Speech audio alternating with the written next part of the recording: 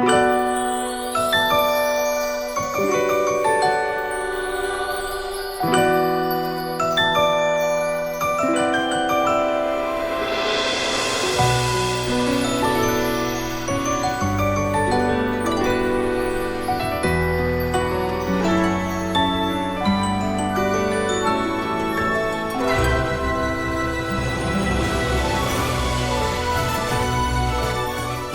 everybody. Welcome to the Fandom Post Radio Podcast. I am your engineer, Kate, and joining me for this episode is Brandon.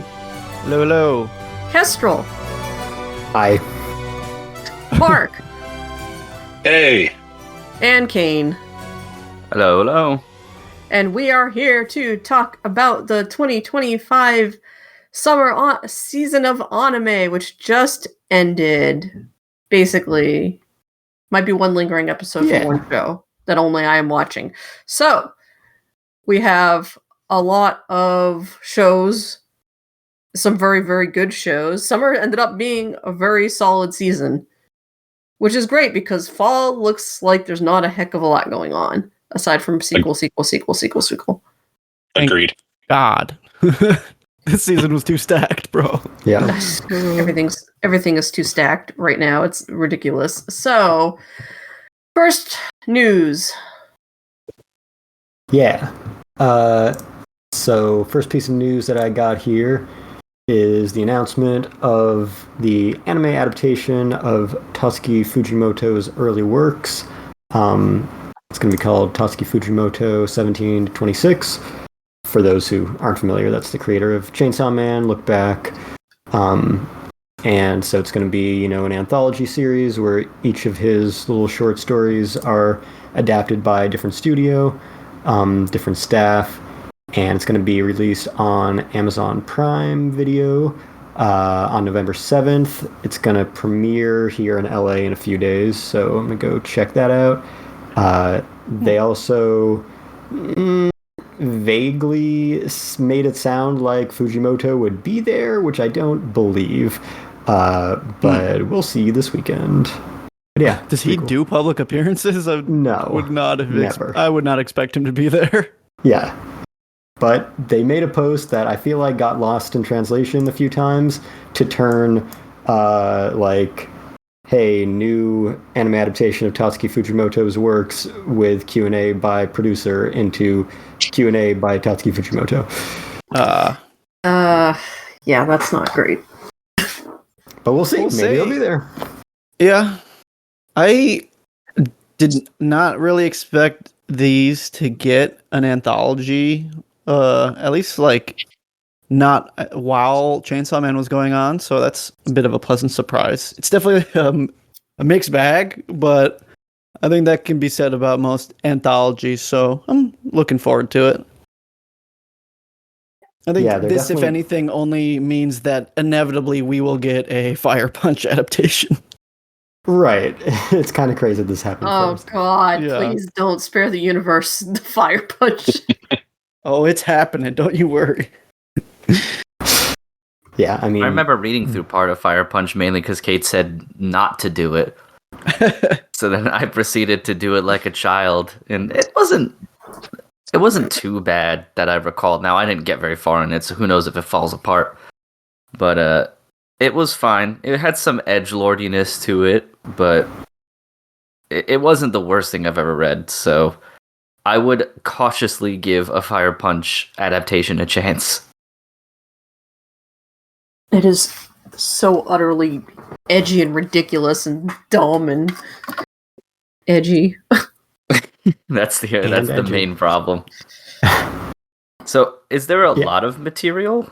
Did he have a lot of stuff in this time frame that I don't know a whole lot about him? Obviously, I bounced off Chainsaw Man when it was airing, and I've been meaning to go back and maybe give it another go. But other than Goodbye Area, I really don't know anything else. So, was he pretty prolific during this time period, or is this one of those? There's 3 or 4 that can be made into 10 to 15 minute segments or something. So there's 2 volumes of these. It's 4 per volume, so 8, something like that. Yeah, they're both volumes are about as big as like a normal single Shonen Jump volume. Right. Yeah, there's probably 4 or 5 stories in each of them, and yeah, I would say 10 to 15 minute animation for each. So yeah. Yeah, and it is 8, and they confirmed they're adapting all 8. So yep. That's cool. I'll give it a shot. I've been generally a fan of anthologies, like, fucking Memories, Genius Party, etc., etc. I've always liked them, just Animatrix. from like Animatrix. Yeah. Star Wars Visions. Yeah, that's one I haven't watched because I'm not huge into Star Wars in particular, but I do like the short animation, the short story as a medium. Especially if they're put all together as a movie. I find them nice little like palette cleansers of sorts. Plus, I do think it's a nice test of like a director and animator, as well as like the main story's like crew's skill in a way to try to get you emotionally invested in something that's 10 minutes long. Yeah, so. I feel like there's not a lot of room for risks in the current industry, so it's like this is like a place where people can animate weirder stories with like more weird animation too. Yeah, Robot Carnival's another good one too. Yeah, true. That's a really good point. Actually, Brand too. It's one of the few avenues where they can take some chances and do some weird stuff, because at the end of the day, even if it bombs, it was 10 minutes in one part of an anthology. It wasn't like a whole series or a whole movie or something. Yeah. Yeah, it will be cool to see all the different interpretations. And yeah, I'm sure we will have a Fire Punch anime before long, and hopefully a Goodbye Eri adaptation. Yeah, I need that. Because I think the Chainsaw Man movie just came out in Japan and is coming out in the US soon. So lots of Fujimoto all around. Also, just a reminder that not only was Fire Punch from the creator of Chainsaw Man, but also working on it were the creators of Spy Family, Hell's Paradise, and Dandadan. Holy shit, that's crazy. That's amazing. We all know how edgy all of those are. Especially Spy Family. Mm-hmm. Yeah. Oh yeah, the edgiest. Edgelord Anya. Alright. Next piece of news, speaking of big anime films coming to the US, Demon Slayer's out. It is, of course, the biggest thing ever. Came out in US theaters. Well, it got like its early premiere screening, I think 3 weeks ago today. So it's been out in full release for about 2.5 weeks as of this recording. This is September 30th, 2025, just after 5 p.m. Pacific Daylight Time. So all of these numbers will be totally wrong by the time you hear this. But as of right now, it has, broken basically all the records that we expected it to break, pretty much all of which were previously held by its predecessor, Mugen Train. Some of them by other stuff. So let's see. We've got, obviously, it passed highest grossing anime film of all time, which also means highest grossing Japanese film of all time, because all the top ones are animated. Mugen Train got just over 500 million worldwide. Infinity Castle Part 1 has got over 600 million worldwide so far. Still going very strong. It's been number 1 in the US since its release, I believe. And it just passed a couple more of the top of 2025 worldwide. So just passed, past Fantastic Four First Steps a little bit ago, and then more recently passed Mission Impossible and Superman. So it's sitting at about 620 million right now. Should pass F1 within a day, and probably How to Train Your Dragon within a week. So that should sit it at number 5 overall for the year. Also, second highest grossing traditionally animated film of all time after The Lion King. Highest grossing film based on an animated TV series. Highest grossing R-rated film. And then specifically in the US, it passed Pokemon, the first movie's 25 plus year record for both opening weekend and within a week or two domestic gross. So that was highest grossing anime film in the US for over a quarter of a century, and had the highest opening weekend as well. The only thing that it hasn't passed Mugen Train on yet is actually highest gross in Japan. So Mugen Train is still the highest grossing film in Japan, whereas Infinity Castle is number 2 so far by a little bit. But yeah, that's where it's sitting right now. That's crazy. The important thing to learn from all of that is that animated movies just don't make money. Yeah, Absolutely. Especially ones with that kind of rating based on Right. original IP. Nope, we can't ever. Yeah, that no. can't happen. Yeah, and like 2D animated part like in any form of it, no sir, Yeah. can't be. You know what else is just the worst? Anything made outside of America. Yeah. Mhm. An anime film so successful that Trump had to tariff all foreign films Yes, like absolutely. immediately after its success. Yep. Yeah, I'm excited for it. I think this is really going to be the big bread and butter for this series, because if you can say anything about the ending of Demon Slayer is that it is action on action on action. So Yeah. this from the movies and the type of hype they're going for, the table could not be set any better, and I'm sure they will execute very well in that regard. I have my own misgivings about the ending period, especially how the manga like ends, but in terms of all of the fights and fighting, it's pretty fucking peak. So I will happily see the movies based on that part alone. Though everyone knows the only reason that Demon Slayer is any good is the compositing and everything. So I just hope I survive to see it to the final film. Yeah. What, no like, word like yet 5 on... more years? Well, I don't know. I don't know that they'll let a year go by without any Demon Slayer. I don't know, maybe a year and a half, maybe 2 years in between each one. But I guess the question is, when do they do the inevitable TV cut of it? Is it between each film or after all of them are out? Because between each one could extend the life a little bit longer, where you can still have quote-unquote new Demon Slayer anime every year, but release these movies a little bit more spread out. But I don't know. I'm sure we'll just find out animate a before too long. spin-off or something. Yeah, Demon I'm kinda Slayer surprised Junior they'll High. do it. Right, yeah. Yeah. Surely soon. Yeah, you know what we need is a Zenitsu spin-off. That's what everyone wants. I wish that was not true, but Zenitsu is like legitimately the most popular character. Yeah. Yeah, I mean, that's the thing. It's kind of likely to happen. Yeah, But, almost definite.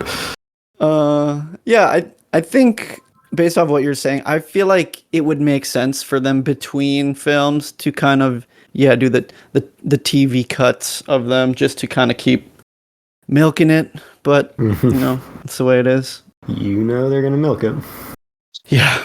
I can't imagine how that, like, obviously it'll be fine and people will watch it. I'm just speaking more of if they do that, like, how do you cut that into episodes without every episode just having a very abrupt end? Because it's going to be just nothing. It's going to be nothing but battles unless they have created the movie with, like, pregnant pauses with the idea that this is where we will cut to commercial and this is where we will cut the episodes off as we go. I mean, didn't they do that with Mugen Train? Yeah, they did exactly that with Mugen Did Train. they? Is that? Yeah. I didn't watch the TV adaptation of it because I was like, yep, movie's fine. That's all I gotta see. Too. Yeah, I don't know why I gotta watch this again, but worse.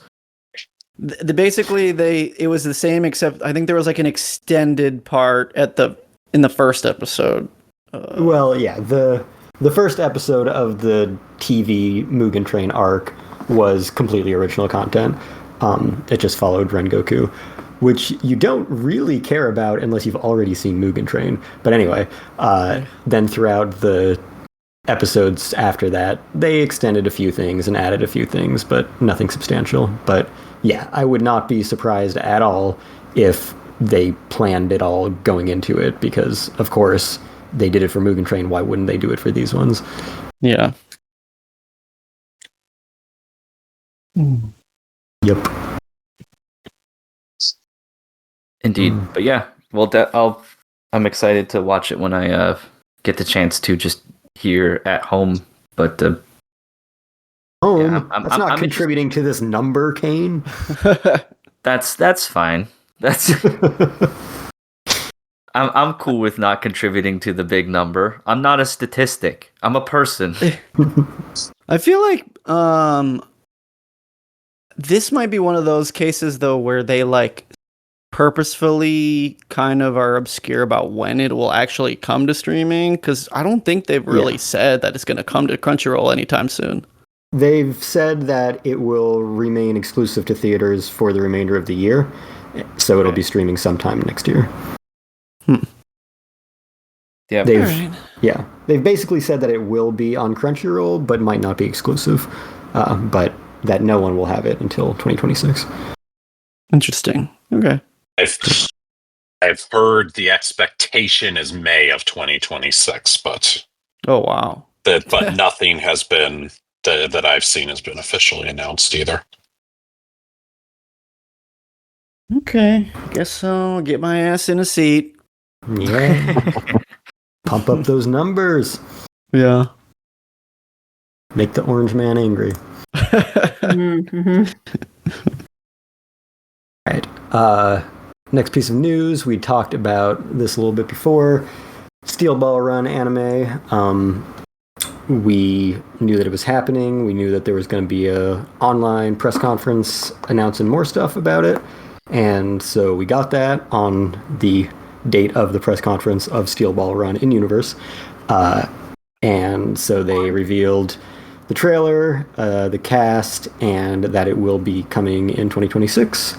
And the horses are not 3D, so yay. Sort of. Yeah. Well, they looked good. Sort of. That's the They important. looked good enough. Yeah. Yeah. For that teaser, anyway. Yeah. I will say I am like, I just have to like not pay attention to too much SBR news, because like the JoJo fandom has gotten big and mainstream enough that it's like with each announcement of something, even like a small trailer like this, like every JoJo like YouTuber and all these people are like, you know, dissecting and nitpicking like 30 seconds of like a trailer's animation and being like, oh, did they fuck up Johnny's character design and like all this crazy stuff. It's like, oh man, I just like the internet brain is going to like ruin any sense of enjoyment for something like this. So I'm going to try to just like keep myself off of it until it's actually out. Yeah, the terminally online fan base is going to find a way to not enjoy it. Exactly. That's everything, to be Right, fair. exactly. It is. It is. Anything with any sort of profile at all. The internet ruins everything, so, you know. Yeah. Yeah, I don't even watch trailers, mostly because, you know, seeing the same trailer of every movie coming out before every movie that I watch in theaters has ruined movies. But I needed to see that the horses were not too bad, so I did watch this, 30-second teaser. Oh, yeah. All right, and last thing I have, another thing that was announced, we talked about it, but there's more information now, and it is coming soon, which is Crunchyroll manga, not to be confused with Crunchyroll manga, not to be confused with Crunchyroll manga, But what about Crunchyroll manga? Oh yeah, I forgot about that one. That's right. This version of Crunchyroll manga, which will certainly succeed and everyone will love it, is coming real soon. It's coming to apps first, which I don't really care about. That's going to be on October 9th, and then there will be the web version just a few days later on October 15th. And so it's going to be available to the highest tier, the Ultimate Fan, and then you can add it on for $4 to the regular tier, the bottom tier, or $350 for the intermediate tier Mega Fan. And so it's going to have stuff from Viz, Yen, Square Enix initially, and then they will eventually have stuff direct from Shueisha and Novel Club as well. Some of the launch titles are available elsewhere, but big titles that they're promoting include One Piece, Jujutsu Kaisen, Demons of the Shadow Realm, My Dress Up Darling, Summer Hikaru Died, Licorice Recoil, Delicious in Dungeon, Sasuke and Miyano, Tsukimichi, Maiden of the Dragon, and they have some screenshots with a bunch of other stuff, which, they've got a bunch of the big hits from Jump that, you can read over there anyway, but also other stuff like Apothecary Diaries is on there. So yeah, we'll see what it has for exclusives. For especially exclusive simulpubs, if it gets any of those, and what the experience is like, how well it does, how well they maintain it. I'm curious about this because I feel like up until this point, most of the legal digital manga platforms have been publisher specific platforms. So this one being more of a congregate for multiple publishers, I guess I'm kind of weary how the library's gonna look and how that might affect are Viz titles going to be available both on this and the Shonen Jump app, or I don't know. So wearily waiting to see how it actually looks. Yeah. I mean, hasn't an issue been in the past? One of many, I suppose.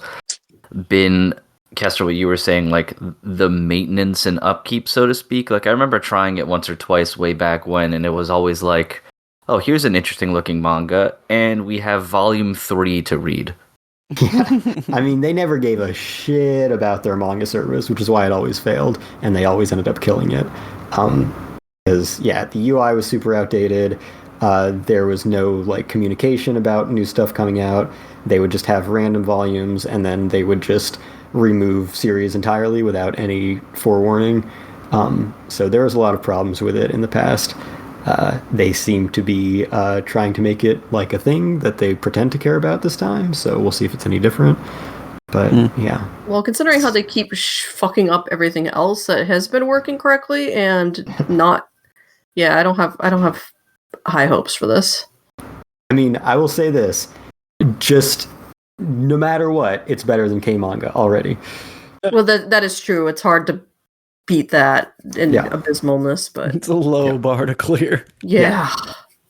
So if they can get some Kodansha titles, which they have not mentioned, and historically they mostly had Kodansha titles, which then all got removed because Kodansha wanted to have them, then maybe I'll be more interested, because K-manga is so awful that I can't bring myself to use it. Yeah, no way. I remember you describing it to me once, and it sounded like a hellscape. Yeah, it was even worse when I tried to actually use it. I ended up just giving them money to read what they had of Ippo, which was thankfully a fraction of what's out there, because if I had to do their stupid ass games or pay them for 1,500 chapters, that would have been a big problem. But now I can read it once a week for free. But yeah, it's real bad. So even not having a manga service, I'd say Crunchyroll has a better manga service than Kodansha right now.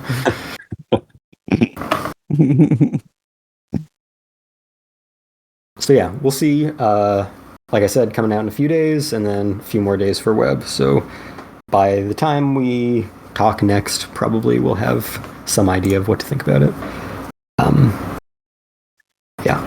And then, of course, we'll see what exclusives they end up getting down the road, hopefully.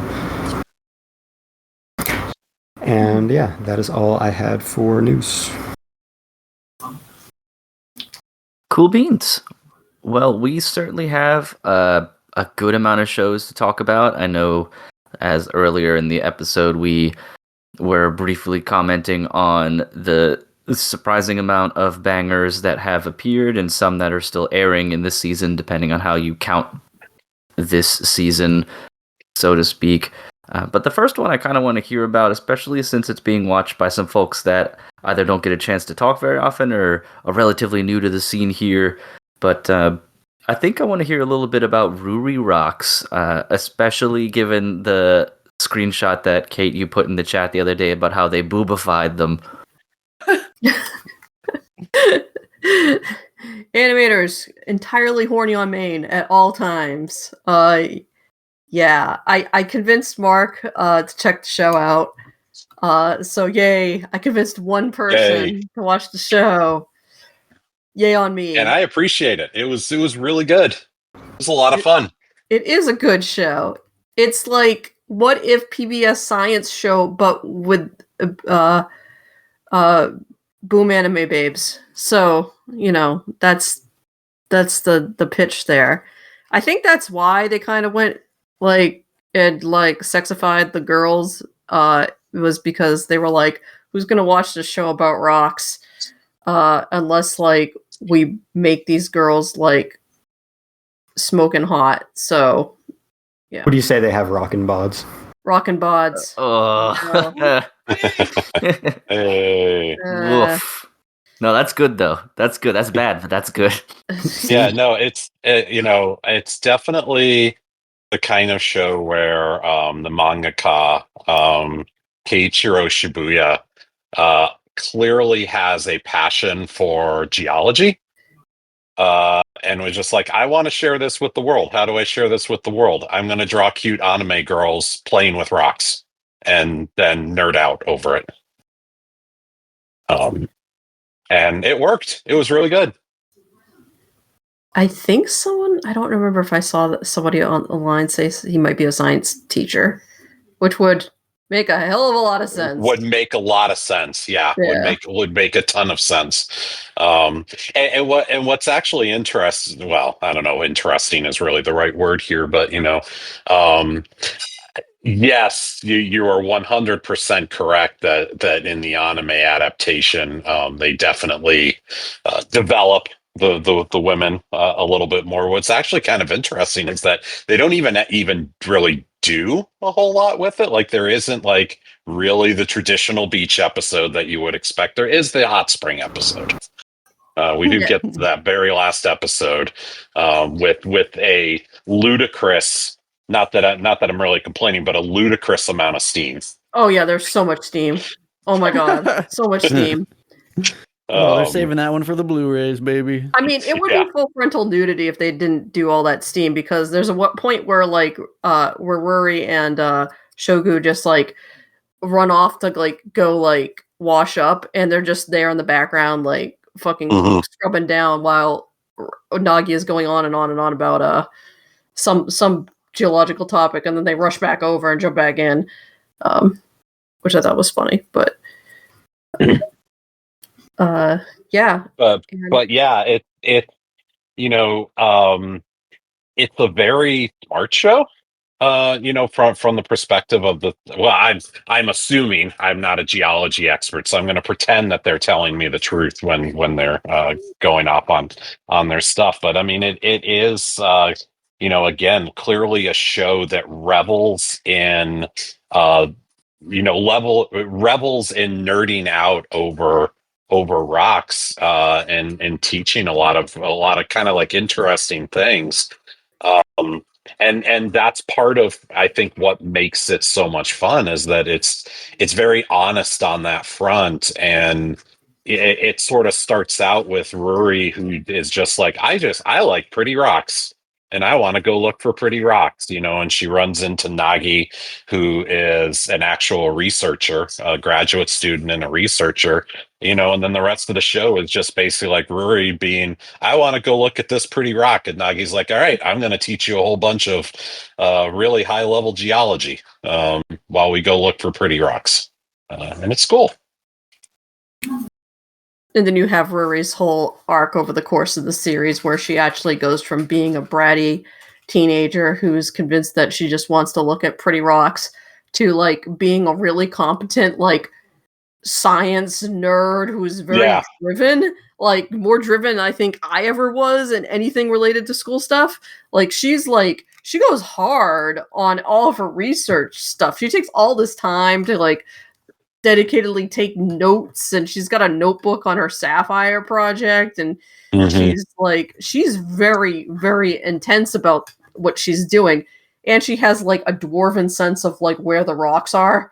So she always finds like the rock when nobody else does. So she's just like, I found the deposit. I found this giant slab of placer gold that probably shouldn't exist. Right. But of course you have the typical conflict, quote unquote conflict. We get to that last episode, and they're like, well, what do you want to do in the future? And she's like, I don't know, I'm not interested in anything. And everybody's just staring at her like, are you serious? Like, have you seen what you've done over the last 12 episodes? Yeah, I hope you said it like that too. They were all just kind of watch like, the show. The way that they all kind of just reacted to Ruri going like, nah, I'm just the dumb blonde. And they're like, Ruri, you're actually pretty good at this, and you should probably think about maybe going into this as a career. And she's like, nah, this isn't a career. Nah, I'm too dumb. I'm not smart like you guys.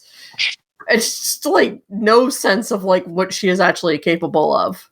Mm-hmm. I'm just imagining the meme of the guy like mining and like just like quitting right before getting to the diamonds, and that's Ruri. She's like, no.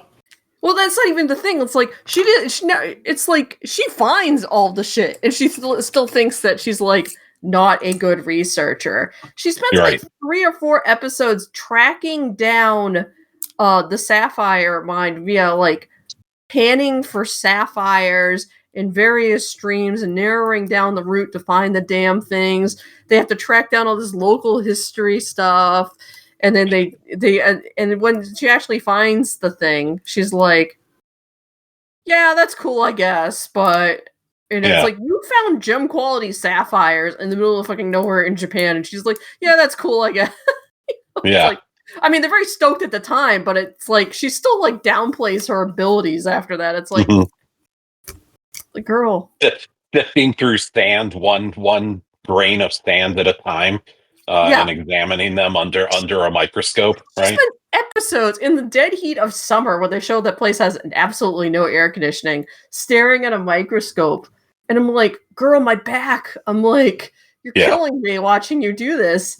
And look how she spends her summer break is like going over to like the college and like hanging out in the girls' like research room, just hanging out with them and looking through microscopes at grains of sand.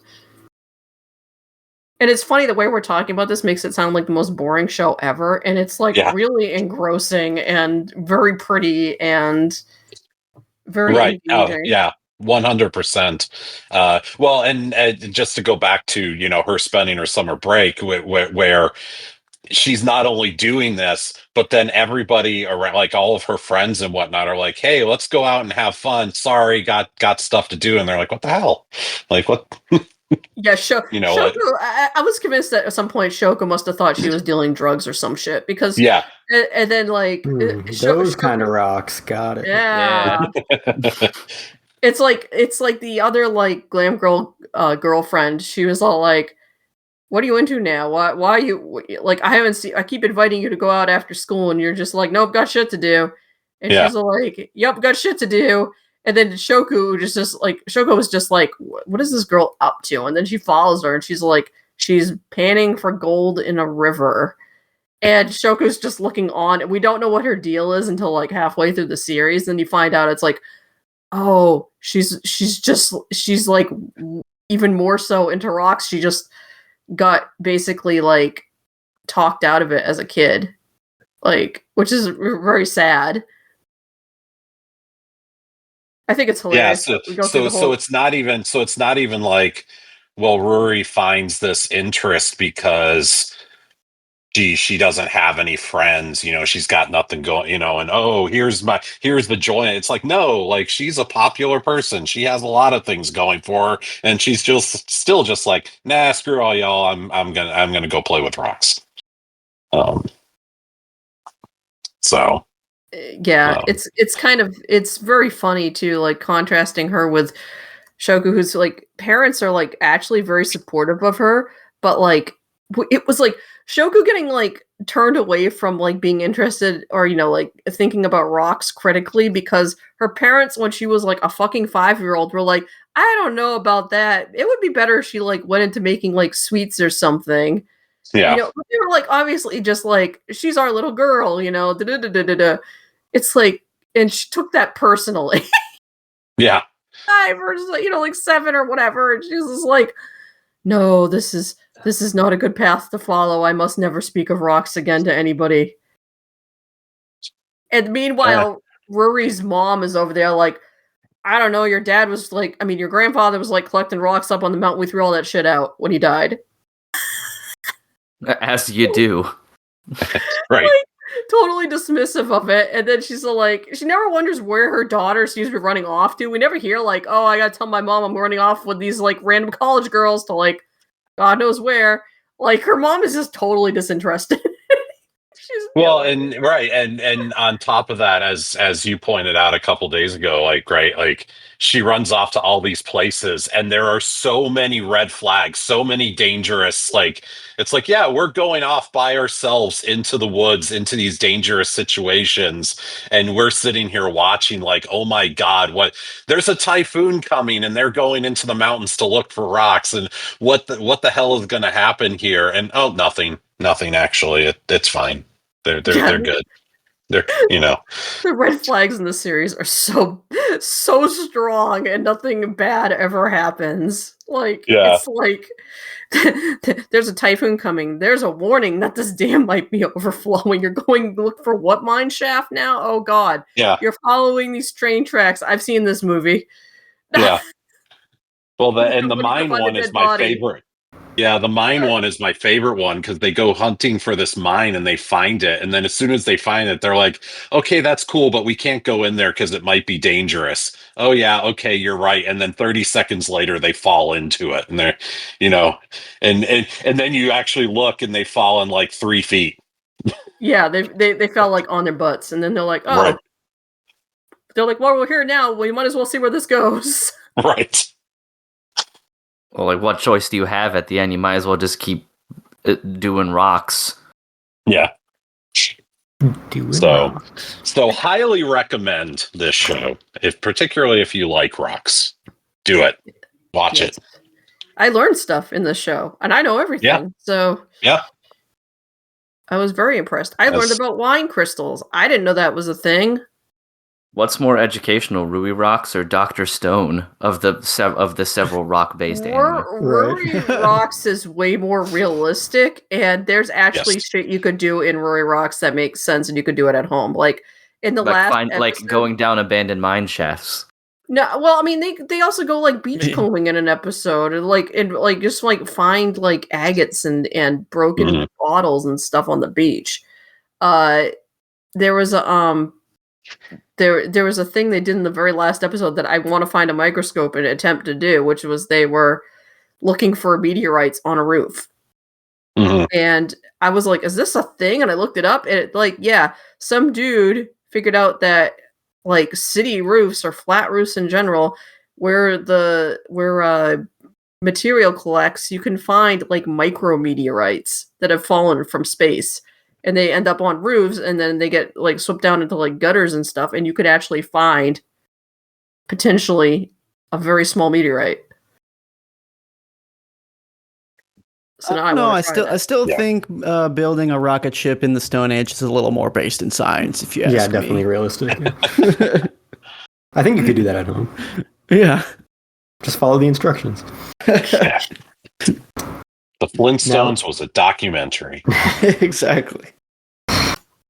That is one crossover I could see. Another one is Land of the Lustrous. I'm curious what a crossover that would look like. Oh my God. Aren't they made of rocks or some shit in that? Yeah. Land of the Illustrious is a religious allegory, so I don't think it belongs in the same spot as Ruri. Anytime religion gets brought up in Ruri, they're kind of like, well, this myth exists for a reason, so what's the actual reason for this myth? Oh, there was all these sapphires, and the people in the past were like, these are the bones of a dragon. Did they do any like zodiac astrology talk with the gems? No, Stuff thank like that? Christ. They grounded it all in reality. There was nothing like that in there. I was like, man, if people start talking about like this crystal's got such and such energy, I'm like, I'm out. But Did they go over the healing properties of the rocks? Yeah, I was gonna say I thought there might be like a whole new audience to awaken for this show, but I guess not. No. Like I said, the closest they get is talking about like the historical relevance of some, like some of this stuff and like right. Yeah, any mysticism was from historical belief or anything like that. Okay. So yes, excellent science show, excellent entertainment value, really good production values. Everything is gorgeous. It was gorgeous. Yeah, it was way better animated than it had any right to be for what its probable potential audience is. It was a beautiful series. Anime has a way of doing that. Just completely, blowing a budget on the most beautifully animated things possible, and the things you're watching is like someone doing needlepoint for 45 minutes. So right. And I appreciate it for that. Yeah, it's one of the things that always has my respect is that they'll get their people who are really passionate about it, and they'll be like, it would be sick if this rock collecting looked like some of the most beautiful shit you could ever imagine, and it's just a bunch of people digging in the dirt for 30 minutes at a time. So I get it. So the series is done. This is based off a manga. So did this cover almost all of it, or is it just not going to get another season because it covered about half of what exists? I think the manga is still running. They only put out about a volume a year because it runs in Harda. So of course, because all the best stuff comes from Harda. And the it's kind of they didn't put a to be continued or anything at the end. They actually teased like this is what potentially could happen in like the far off future at the end, and we're like, thanks for watching. I guess the studio doesn't do a lot of like sequels unless it's for one specific thing. So I want them to do more at some point in the future, but it's probably never going to happen. And the sad thing is, I don't think the manga's licensed here yet, so I hope that changes soon because I'd like to pick it up. Even though, I don't believe it's licensed here yet either. Yeah, even though like they kind of changed the character designs, at least for one girl, to be like up to boob size, like a factor of like 7 or something.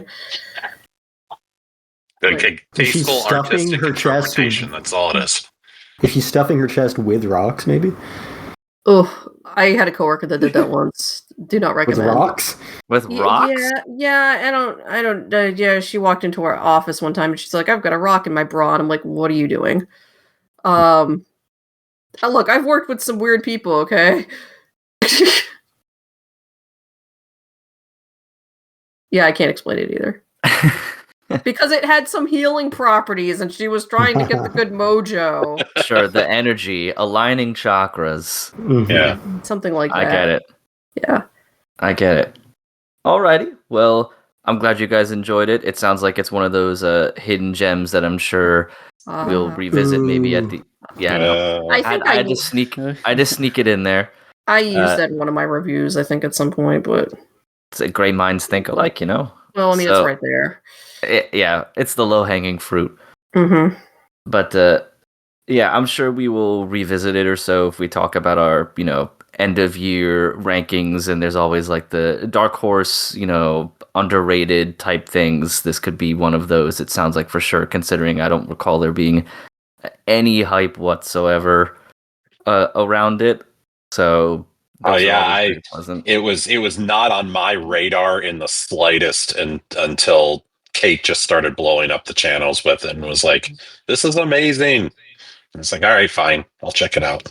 Yeah, I didn't know about this either, and I'm pretty, I'm like, oh, Harda stuff's cool, Harda's great. And then I was just kind of like, and then watched the first episode, I'm like, oh shit. Yeah. Like, I'm here for this now.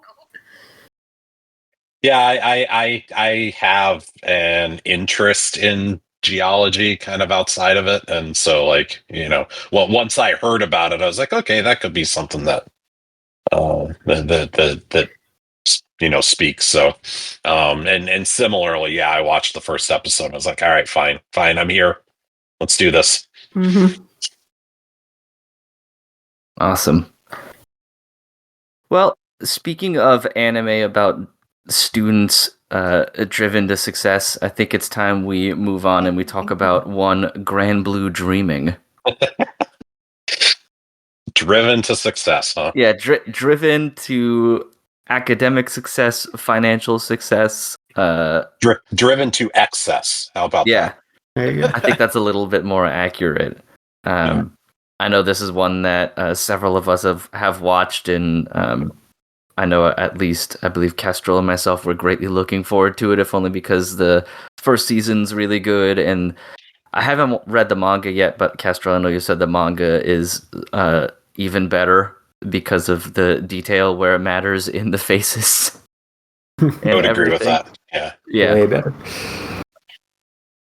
But so I had just finished this yesterday, so it's pretty fresh in my mind. And overall, I definitely got to say that I'm satisfied with the series. And there was at least a couple moments every episode where I was chuckling, if not laughing and stuff. But it wasn't quite as good as season 1. And I think maybe it is the faces that do so much. And we didn't get as many completely over the top things as we did in the first one.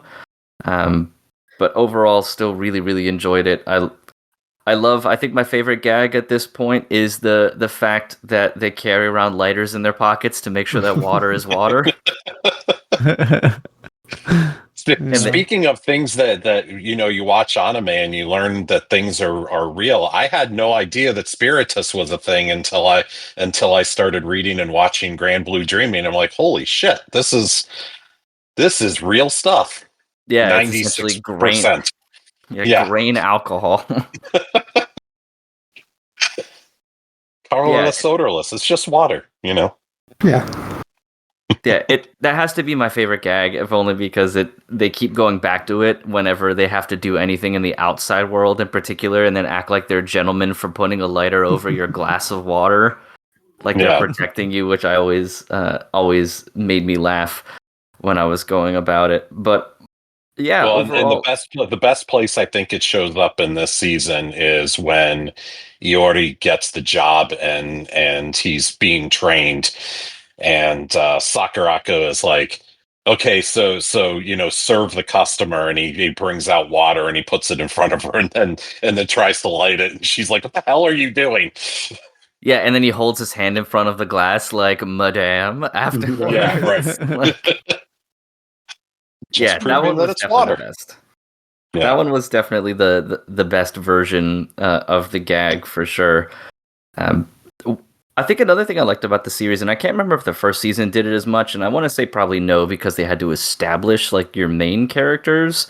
But I liked the inclusion of like Iori's friend group and stuff, and how they're all just like shitty delinquent dudes that will also stomp all over each other for success. Petty. Yeah, they're super duper petty. The instant betrayal the second one of them talks to a girl. Yeah. The backstabbing, the temporary alliances, like all that stuff. Like when Iori's working at the maid cafe and keeps calling the one a virgin over and over again until he has an emotional breakdown, I also found very amusing. At the same time, because I love how they are so willing to just completely destroy one another just for the chance of spending 1 minute with a beautiful girl, even if it's just like at a cafe in a public setting and like almost a job interview type environment. They do not care whatsoever. That's what best friends are for. Yep.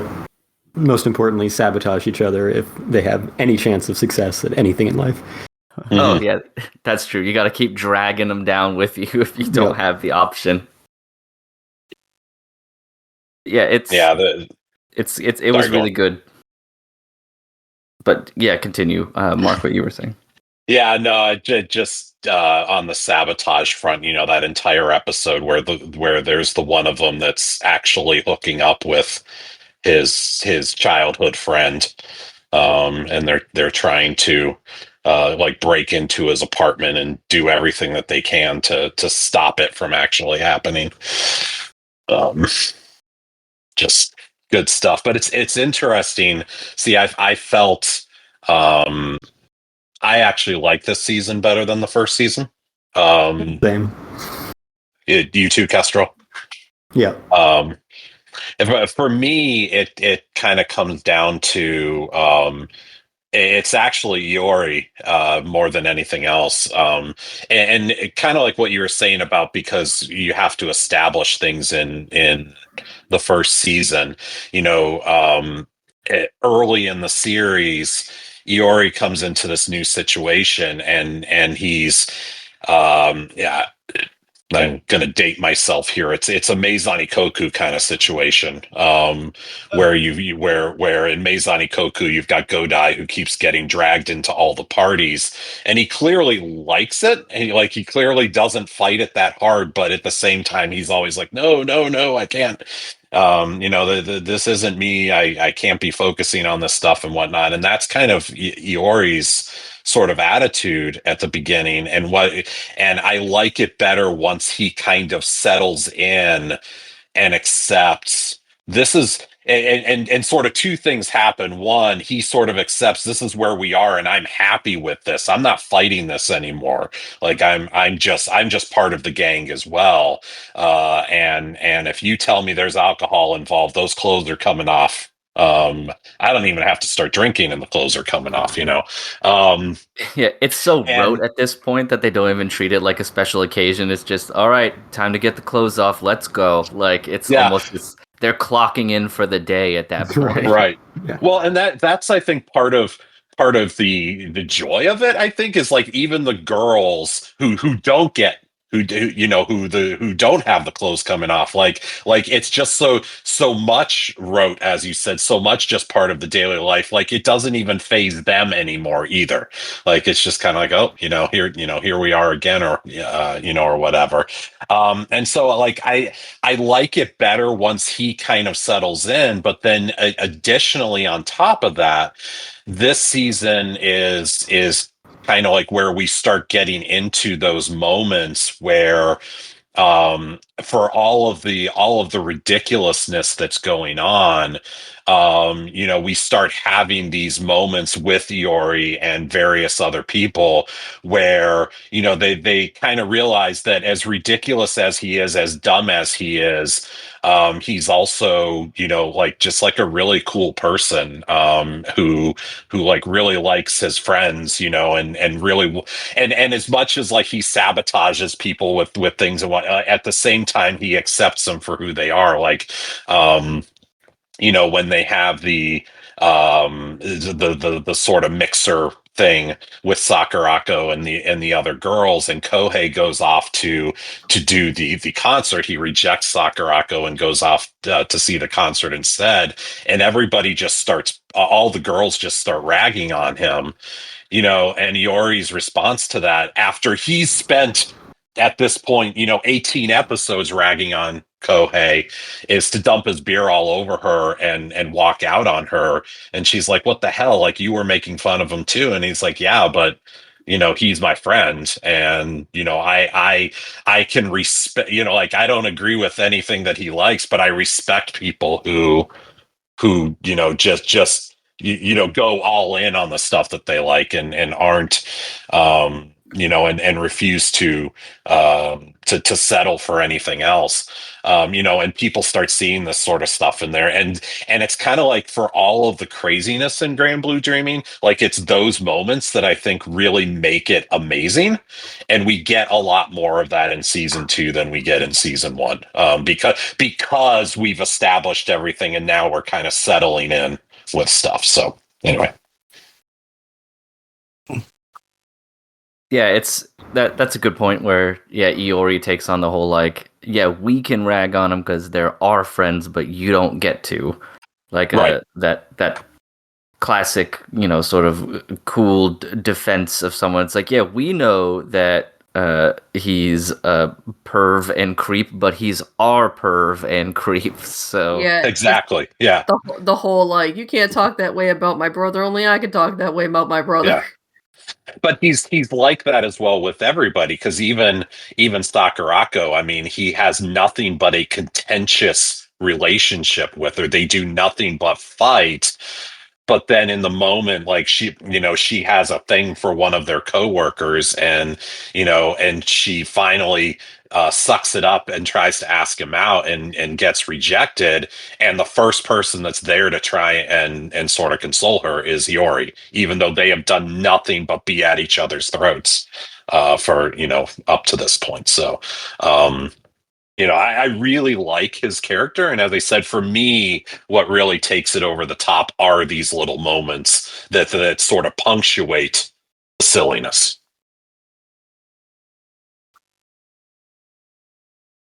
Yeah, Iori is an interesting character, I think, for everything that you had laid out, because he will basically, at the flip of a coin, talk about how he cares so little about someone in this, like, dunk on him furiously, and then turn around and, I don't want to say he says something profound or acts in that way, but then he'll have, like, a zen moment of sorts. Mm-hmm.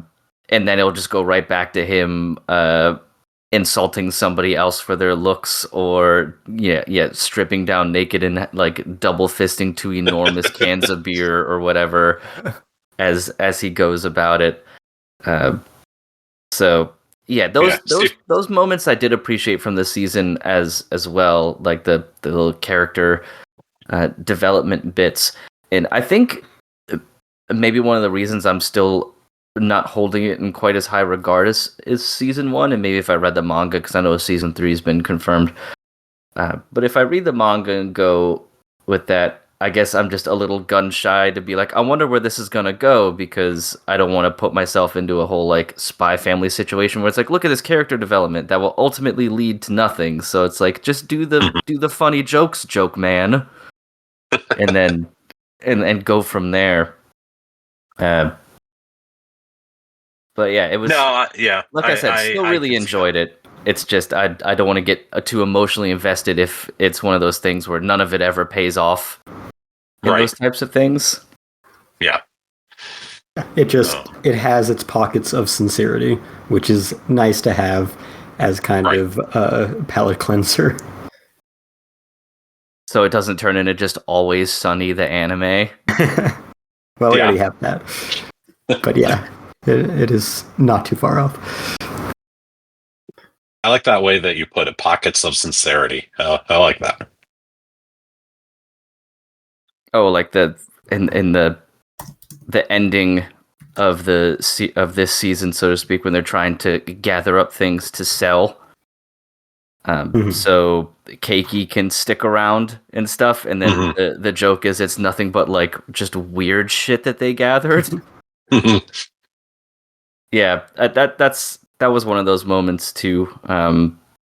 That I think I like, because there's also a group thing that it showed that they all sort of care about each other as well, even if they're constantly just digging at each other all of the time, or misconstruing what they mean, or just straight up threatening or performing physical violence on each other. But Kestrel, you watched it for sure. Bran, you watched it too, right?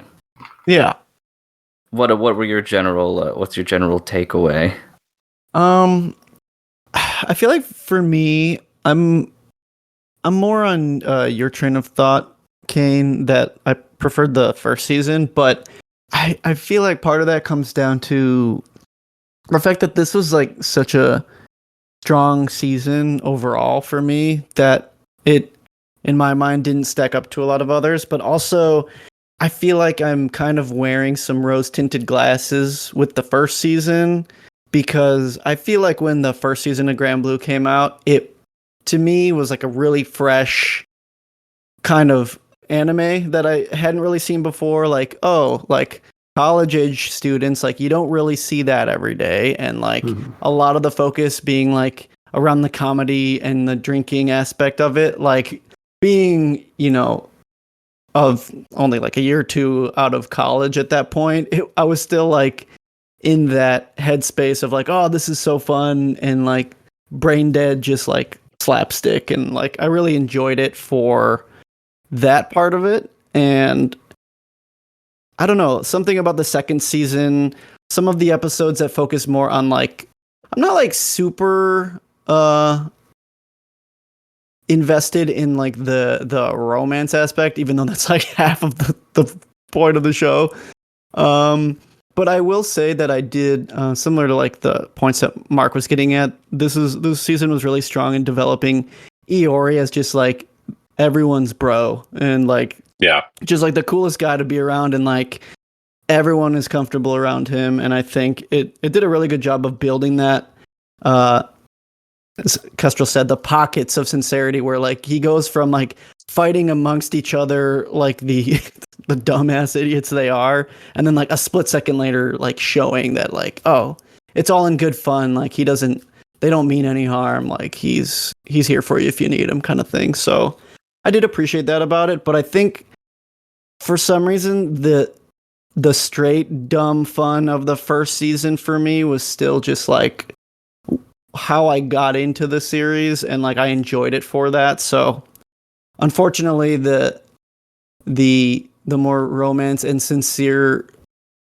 tones added in the second season weren't as much of a hit for me, but I can see as it rolls into the third season maybe getting a little bit more invested into that. But yeah.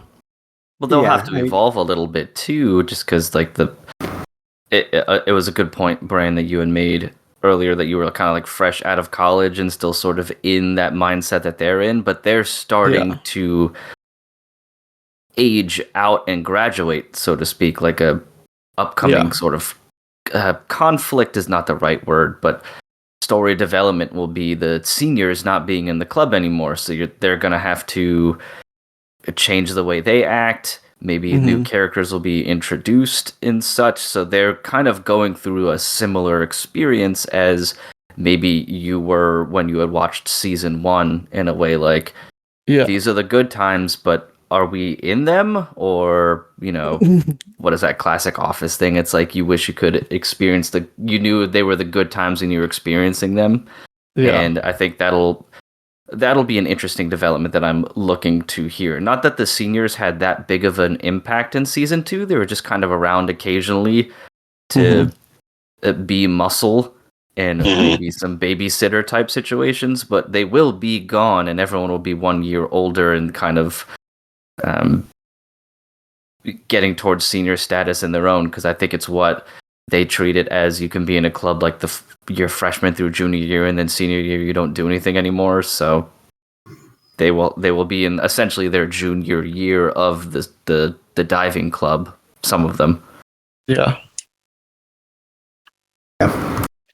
I think, you know, it's important to have some amount of balance, because kind of like what you said about Spy Family, it does have a similar structure in that it establishes some plot lines and gets to them maybe once a season, because it's mostly concerned with jokes, and that's fun. But I feel like if nothing ever matters and nothing ever progresses, then the joke kind of wears thin. So I appreciate the balance that it has going on, where, the romance, I wouldn't say is the point of anything. It's less the point than diving was supposed to be the point, and diving is definitely not the focus of the series. But the fact that they have these elements to drop in occasionally and, build toward a climax and have some character development helps break up the just nonstop gags. And then conversely, like you had mentioned, when they get too serious for too long, they always have a gag around the corner.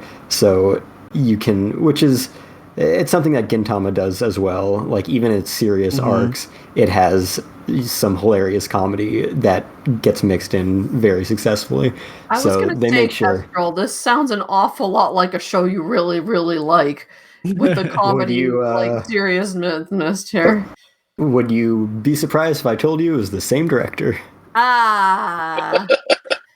Of course, the source material is, where all of this comes from. But yes, he has a type.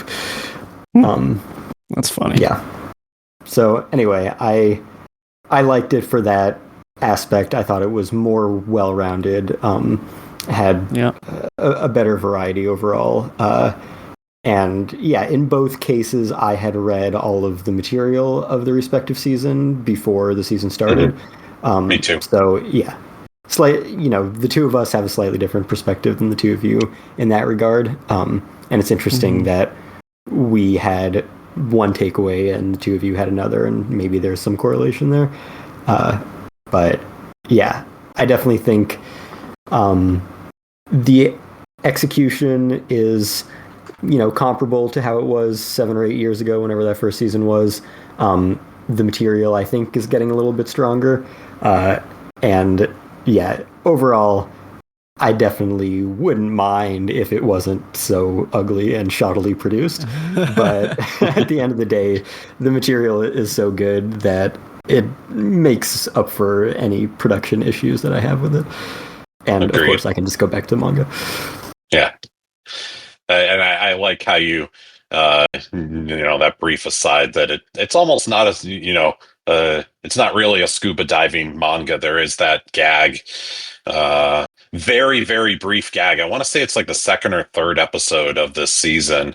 It's just like a little sign that flashes up. It's like, we promise we're still about scuba diving. Right, exactly. Little meta joke there. But as I was describing it to somebody a little earlier today, I was like, they say they're a scuba diving club, but what they really are is a drinking club with a scuba problem. Yeah. Well, it does what all the best anime does, where it promises one thing in the beginning and then it turns into something entirely different. Like, Ping Pong is not an anime about ping pong. It's an anime about struggling with your parents' expectations of yourself and society. And Grand Blue Dreaming is an anime about getting sick, nasty drunk. So very naked. Yeah, and very very naked. Super naked. Yeah. Yeah. All the time. The black dot of censorship gets a lot of usage. I like that the preview for the next season is just a straight up naked shot with the black dot. His ass hanging out. Yep. Yeah. It's just Kohei and Iori just naked on water skis or whatever. Mm-hmm. Yeah. You're like, they know what you want. We know our audience. Yeah. It is. Well, it's like what we were saying before about Ruri Rocks. It's like you bring the sexy to draw the eyeballs, and now that we've got you here, now we can tell you that we can do the interesting story for you. I like how they always have to put on more clothes to go in the water because their default state is just naked. Yeah. And just how many times it's like they, when they go to the island that they're at the beach and, they show up wearing bathing suits and they're like, "You're dressed." Right. Yeah.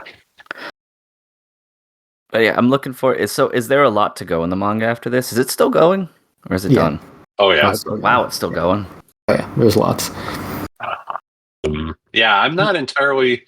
There's still quite a bit. I'm not. I can't sit here and say exactly how far. I haven't really thought about it, but there's still a lot of manga that's been done so far. that has not made it into anime yet. I'm just glad that we'll get more of it sooner rather than 7 years later. Right. Right. Presumably. Yeah, I would hope so. If they got the balls to announce it. Right. Yeah. Well, I almost made the joke earlier when Kester was going through all the news about all the stuff that was getting adaptations.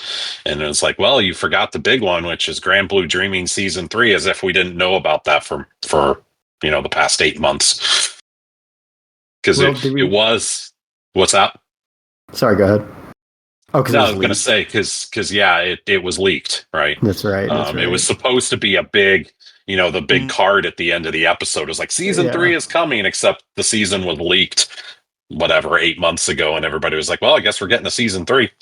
Oh.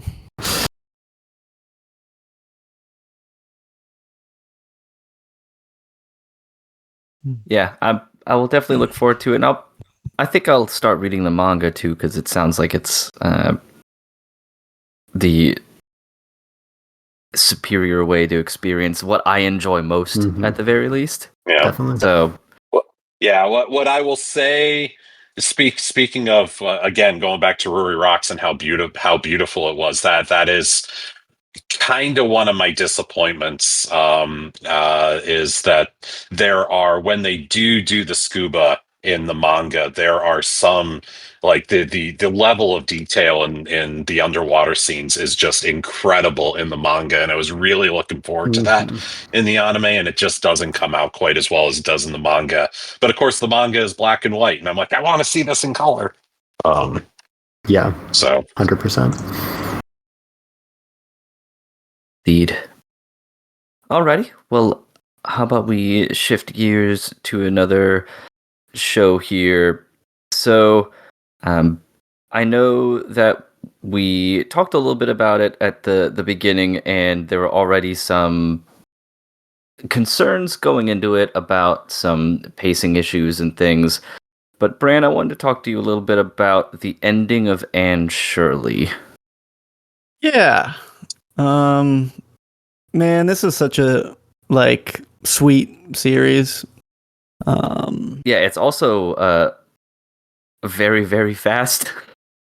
Yeah, it definitely, the pacing is interesting because I feel like for the younger years, which maybe I'm not sure are the ones that more people are familiar with because of previous adaptations, but I feel like, the first maybe half of the first core of it is focused on her childhood, but then once she becomes a teenager / young adult, it's just bam, each episode is maybe half a year to a year, and it's oh god, wait, okay, she's going to college, okay, wait, she's graduating, okay, wait, she's gonna get married. It's slow down, please.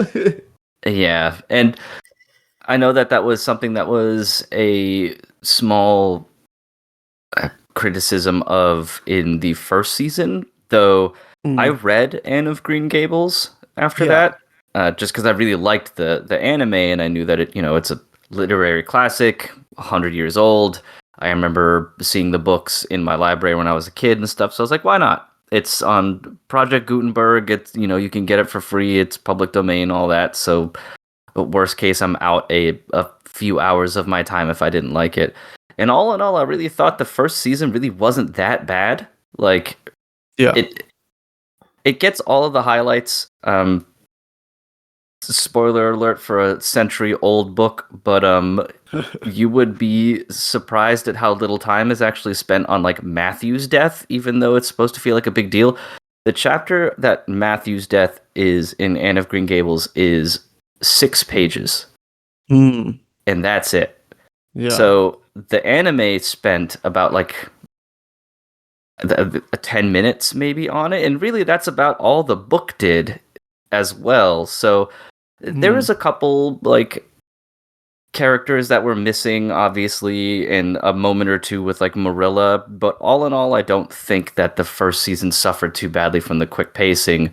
But that's because that first season covered one book, which you are correct to a certain extent, Brandon, that the everyone's familiar with that because Anne of Green Gables is the first book and the one that everybody like would read or be familiar with, because this series is actually, I think, 6 or 7 books long. Oh, wow. So the first book is that first season, so it got 12 or 13 episodes. And then the second core season or whatever covers the next 2 books. So you basically you spend 6 episodes per book, which is why you get shit like Anne meeting Roy, and then they jump fucking 2-3 years, and Anne meets the family, and then Anne gets asked to be married by Roy, and it feels like you had just met him 10 minutes ago. Yeah, it does it a bit of a disservice too, because I feel like the show wants you to not root for Roy too, because of the little amount of time you actually get with him in the show, even though he's like her ideal Prince Charming she's had since she was a kid, you just like know who Best Boy is, and the show knows you know who Best Boy is, so they're like, all right, we're gonna get through this Roy shit in like 2-3 episodes, and we'll get back to, you know, standing the real ship. But yeah, they did Roy a disservice for sure. Granted, from what I gather, because I only read the first book, and the first book ends with Matthew's death.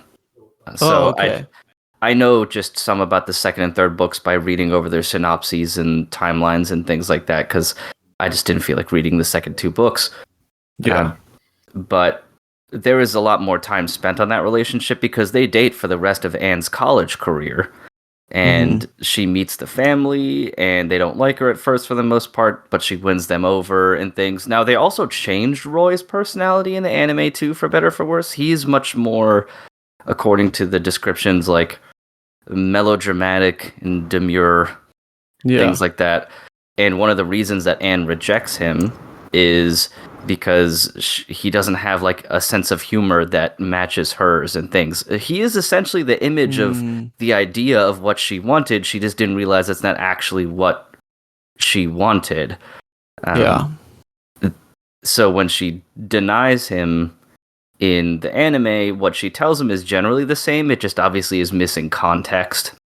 Yeah. So like when she says, "I realized I didn't love you," she loved the idea of Roy. Yeah, which I think they get that point across well enough, just the way they characterize him in the anime, because he kind of speaks in the flowery, imaginative, like overzealous language that she did growing up, and just being so like over imaginative, and everything is like, oh, the potential of a story or like a life lived this could be. I feel like they really portrayed him in that way, where like he'll send her flowers every day and like he tell love her bombs the shit out of her. Yeah, and just like sweet nothings at every moment, and it's like that's what she always wanted, but what she didn't realize is like those were all just like hollow like pleasantries and not like anything real. Well, yeah, they don't have staying power. They don't have any real emotional resonance outside of when you open the box and see the flowers, and Roy just could not provide Anne with that same type of like meat and potatoes emotional support, so to speak, which our fucking boy Gil, our boy, he was there the whole time. Also, they did Gil dirty too in the anime a bit, because they let him have typhoid fever for 2 minutes. Yeah, they really did. I will say I was scared for a minute that we were gonna get like the unrequited love ending, because of the way it was going with like both of them finding someone else, and the fact that she rejected him 2 or 3 times throughout their like teen years. So, you know, and like he took it on the chin every time. He's like, you know what? I love you, but I get it. I'll back off. And it's like, no, dude. But they really do speed run that ending where he's like, oh, apparently, what's his name, Davey? I love that little shithead. He's just did you hear that Gilbert's dying? He was, I love that little introduction of like the twins, because like they're just such a like a type of character. He's almost like the Dennis the Menace character, you know.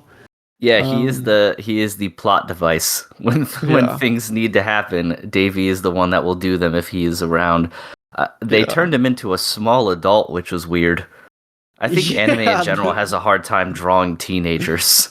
They either look like they're 6 but stretched, or 40 and shrunk. Yeah, they definitely. The last episode or two of him, I was like, is this like a Chilchuck kind of thing going on here? Yeah.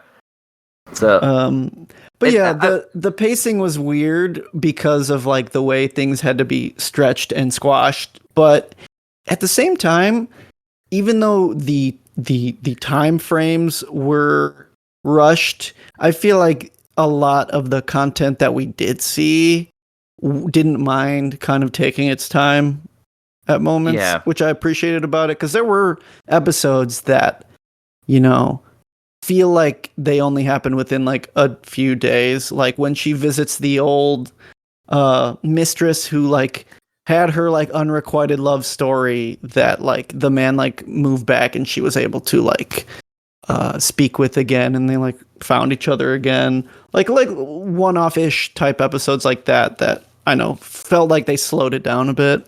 Yeah, well, I like that Anne went back to her. Yeah. Because I think if anything, that woman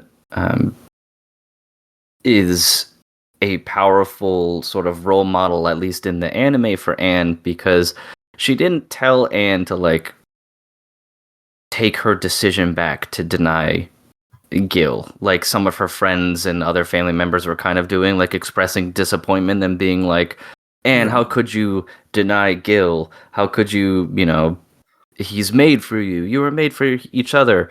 And while she addressed that with Anne, like, oh, that's sad and disappointing, she supported Anne in her decision and said, like, hey, maybe you'll change your mind someday and you'll go back and you'll get together with him, but you have time to figure that out on your own. Like, you don't need to feel the pressure to say yes to whomever, especially that dickhead that the second she said no, he's like, well, you're a fucking orphan. Yeah. I hated that dude. Yeah, Fred, I think his name is. Fred. Yeah, he sucks. Oof. So I like that, because I like that Anne stood by her choices, and, even though they weren't always the best choices, she didn't immediately cave to any outside pressure, which matches her character. She's always been, like, headstrong and lives life in her own way and doesn't particularly care what people think. About them, for better or for worse. Like, obviously much more innocent and low stakes when she's younger, and like wearing a flower crown to church, which makes the neighbors all upset.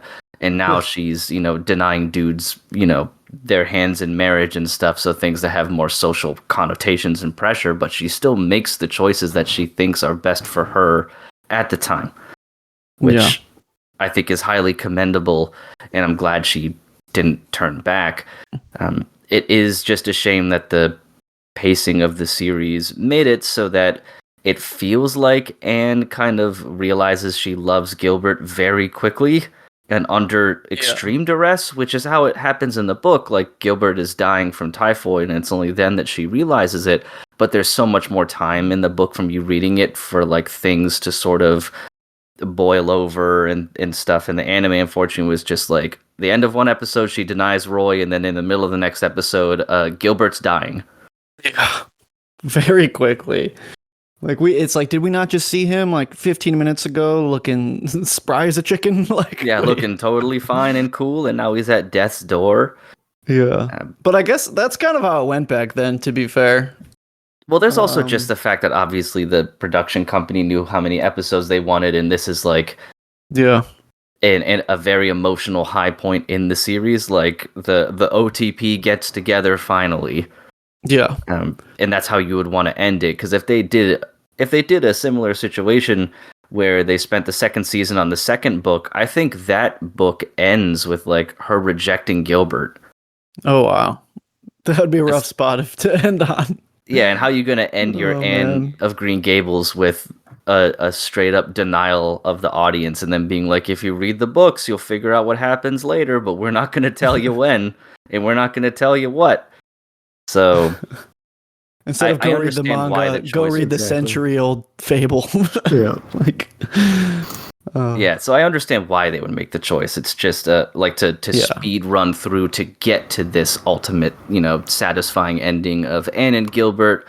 The fated lovers finally get together after years of rivalry and friendship, and then time apart due to Anne, finding herself and Gilbert always just kind of being around, and then it's just it could have used a little more time to do it. Even if they just would have had one more core and it would be like a 36 episode thing. I don't know if that's common at all for anime or if it's just it is what it is. But if they just went like 12 episodes per book, I think that would have been good. Because like Phil also like Philomena gets like no attention, and she has a complete character change too, where she's at first courting two dudes and is like, I don't really care about them, and then she just turns around and is like, I'm marrying a preacher.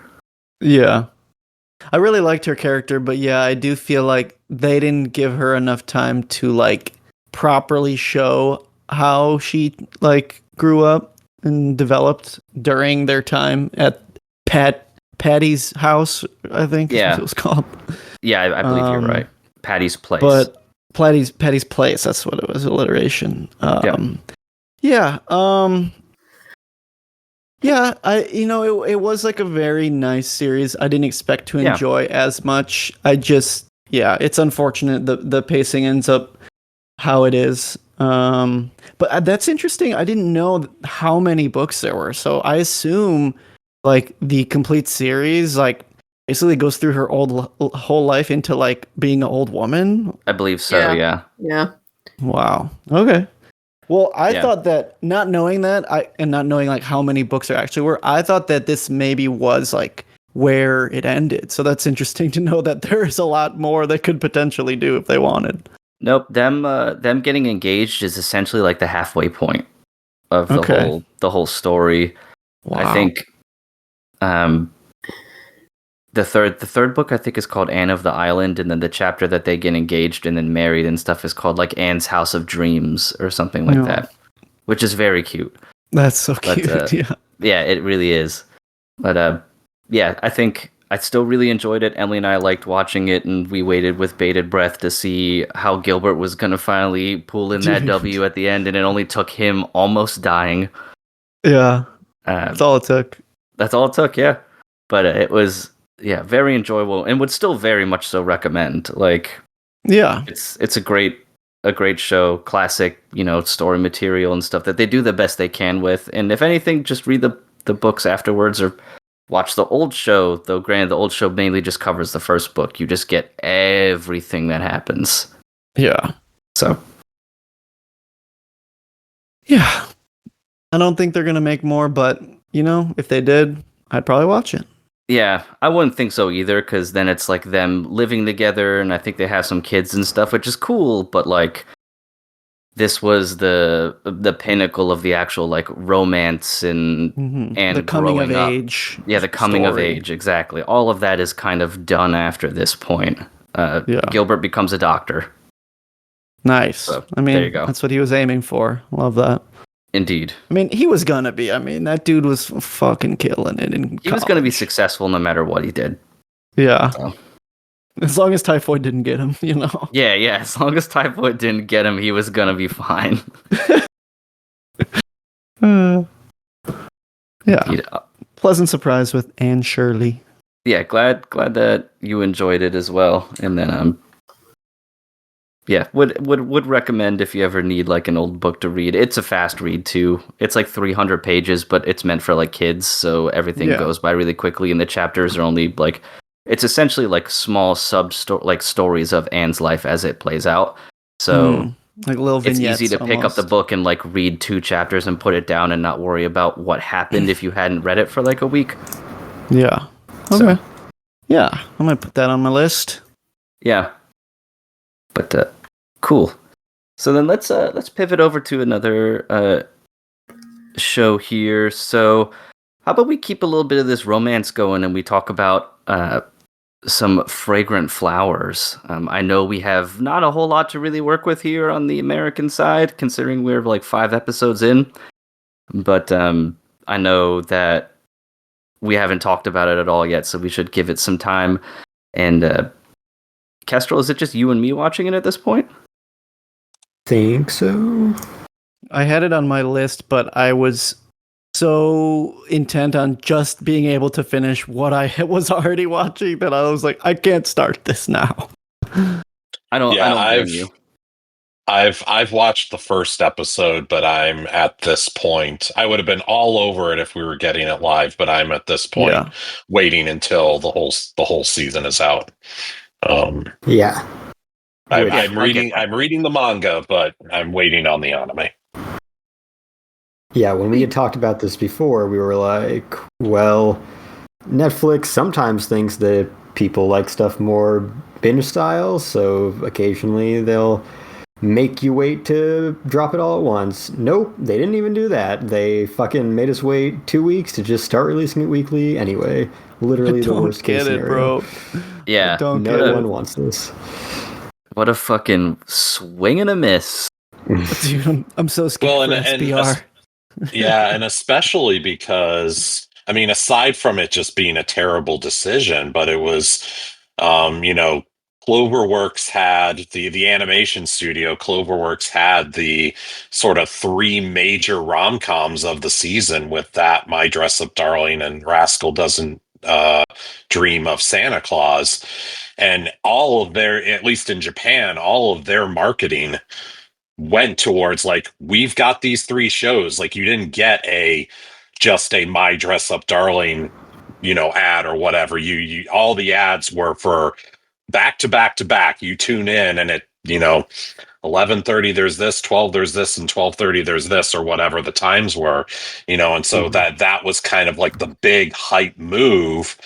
And then, we were sort of robbed of that. By the way, Bran, since you brought that up, I forgot to mention when we talked about Steel Ball Run, another part of the announcement was the confirmation that it would be Netflix. Yeah, we still don't know, though, their intention on how they're releasing it. So, like, that's what I'm waiting with bated breath for the most. Yeah. But, yeah, I mean... anyways. Yeah, there are tiers of how awful Netflix releases things. So, like, the ideal scenario is they just do whatever everyone else has doing for 17 and a half years, which is release episodes as they come out. And then the next best option is if it's at least like an actual original and it's not just that they're holding on to it, and it releases at the same time worldwide, then that's okay. But then you still have the JoJo situation where it's like, all right, you don't have the week to week engagement because you have it all at once. And then the worst scenario, and then they unlocked a new tier. Yeah. Before now was it was being released weekly in Japan. They waited to drop it all at once for binge format in the US, and now they've unlocked the new tier of we'll make you wait 2 months and then still not give you more than an episode a week, and you're just perpetually 2 months behind for no reason. Anyway, it's a good show. That's good. Yeah, I think my main takeaway at this point is I really enjoy that the main boy character feels real in that he makes mistakes, realizes he's making mistakes in communication, tries to stop himself from doing it, and just like can't sometimes because so much of it is like ingrained. And his mom acts as like a little bit of a crowd insert where she's like, you're being dumb and you could just like text her instead of doing whatever this like weird teenager shit you're doing is. But yeah, with what we have right now, I think that's my main takeaway. And one of the things I knew going into the show really was like the characters feel pretty real. Communication is generally like well prioritized between them. Like if there's something wrong, they will just talk to each other about it, which is something I always like. But that's kind of the main thing at this point is just how he feels like an actual teenage boy trying to figure stuff out, like especially coming from a background of being, misunderstood and misgiven for his looks and his general kind of disposition and how it doesn't match what his actual personality is. And then, he unknowingly projects that onto other people as well in one of those classic hurt people type moments. And it takes, some time for him to process that and work through. And I'm sure that'll continue as the show goes on and we get more conflict between his friends and the schools and things like that. I do think that is a little too dramatic for me at times, like this whole rivalry between the delinquent boys' school and the fancy girls' school, where it feels like at any moment one of them is just gonna fucking murder each other. Like, that's a little too much at this point for me, because it feels Shakespearean, and I'm sure I wouldn't be surprised if there is a purpose to that, because it also has like some Romeo Juliet-esque feels because of that. But I am enjoying it, for sure so far. It's living up as far as I knew to the hype that my friends were giving it before the show started, the ones who were reading the manga.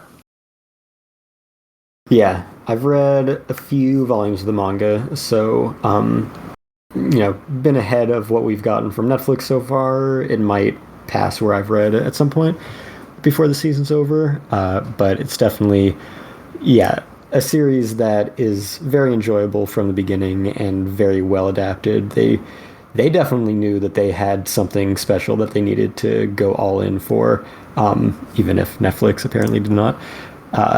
But the emotional maturity is definitely the thing that sets it apart from a lot of series that kind of follow the same tropes. And just the introspective aspect of being able to look at the situation objectively, and like you said, the fact that they do have difficulty in doing that, and they say things that they wish they didn't and do things they wish they didn't, because that is natural and is realistic. And then the fact that they, can swallow their pride and go back and, say, I was wrong and I'm sorry and let's kind of move forward from this, shows a lot more character growth. And if they just did everything right, then you wouldn't have that growth. And if they never were able to forgive each other and themselves and realize what was wrong, then it would be like so many other romantic comedy manga anime series, where you don't see the progression that you want to see and you're screaming at the screen or the page. So this has both sides. It has the setup for what can go wrong and then what you would hope the characters would do in that situation, and they actually do it in this case. Yeah, it's nice, albeit frustrating, to see the characters recognize that there is a flaw about themselves, or they feel there is a flaw about themselves in their emotional maturity or communication, and then attempt to fix it and fail. If only because, like you had mentioned, it brings a reality to their situation, not only as a potential romantic partnership or whatever, but just as people growing up and trying to figure out how the world works. Because it would be easy for them to be like, this character made this mistake once, they apologized, and now it's fixed. But right. You see some of them making the same mistakes, or catching them at least in the beginning steps of a faux pas of sorts, and then trying to fix it. Like it's a gradual progress, not just I made the mistake once and offended you, I'm sorry, and now it will never happen again.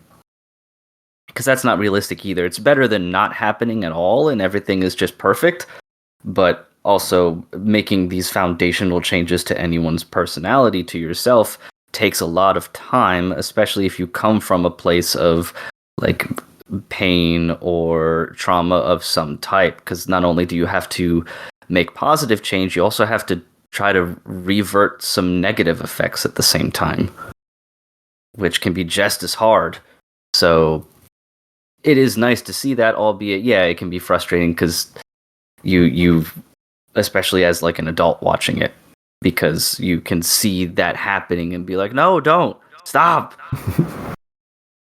But I think, yeah, a lot of the things that happen are kind of universal, and you don't necessarily grow out of, but you recognize more readily when they happen. And yeah, I think, like you said, having the mother character there to be the adult perspective and kind of push things in the right direction definitely helps and adds a little bit more realism. So, if someone in this situation wouldn't necessarily immediately come to this conclusion on their own, at least they have a positive role model to get them going, and then their character can take over and you can see them progress and evolve from there. Yeah. I like that she adds a little levity to the situations as well, because the story is so like steeped in this melodrama of the rival schools and stuff that it can be a little overbearing. And then she comes in and she's like, yo, it's not that deep. Sometimes like I get it, you're in your teenage phase, but hey, have you thought about just, saying this or talking about this? So yeah, it does give the sort of adult perspective without like completely overriding it or undermining them either. It's just like, hey, before you spiral, this isn't all that complicated or too dramatic. It's just, you fucked up. Here's, a suggestion for how to fix your fuck up and then, move forward from there, which I think can provide some nice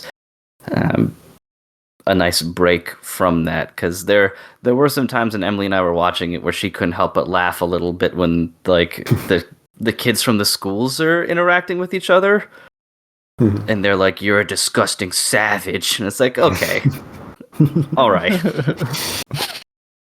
yeah.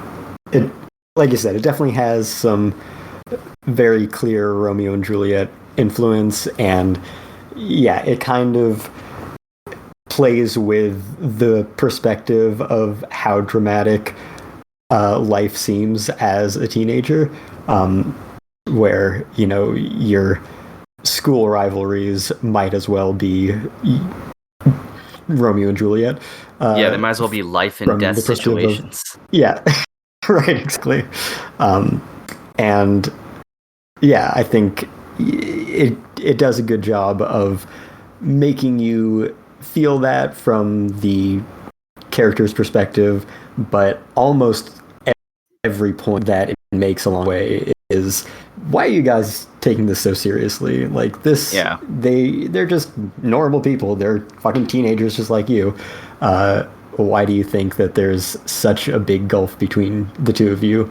And then, obviously the point is to bridge that gap, and all of the characters interact with each other and realize that their preconceptions were fucking stupid. So yeah, it's very much about acknowledging how flawed that kind of othering can be, in the perspective of the kind of rich versus poor youth.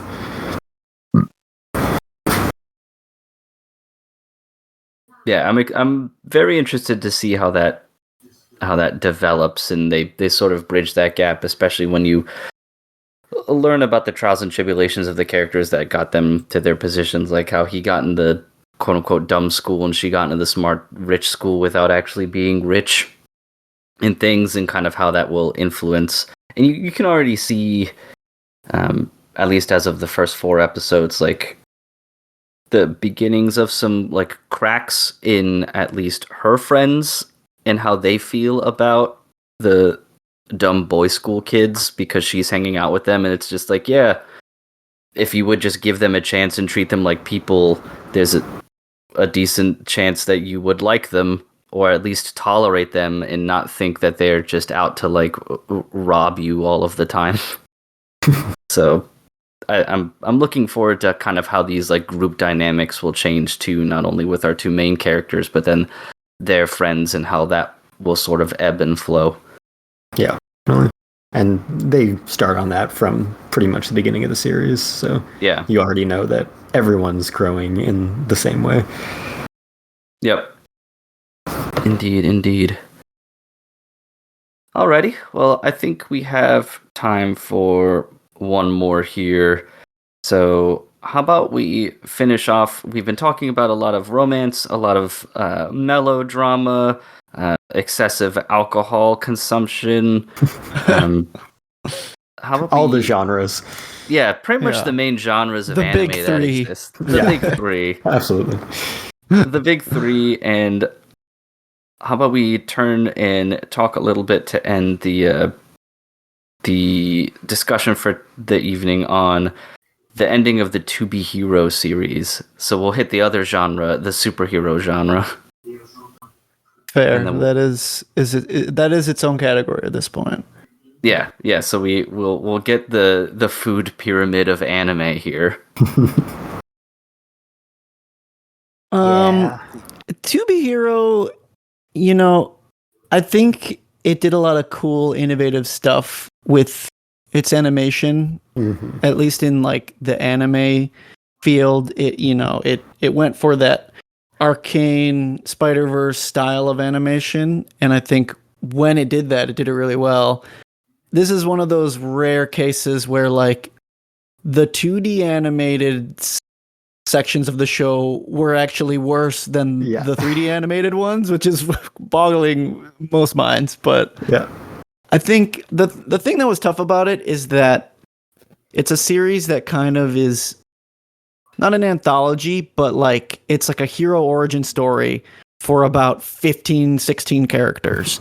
So the problem is the show is basically building up to this like ranking system for the heroes and like a yearly tournament for the heroes.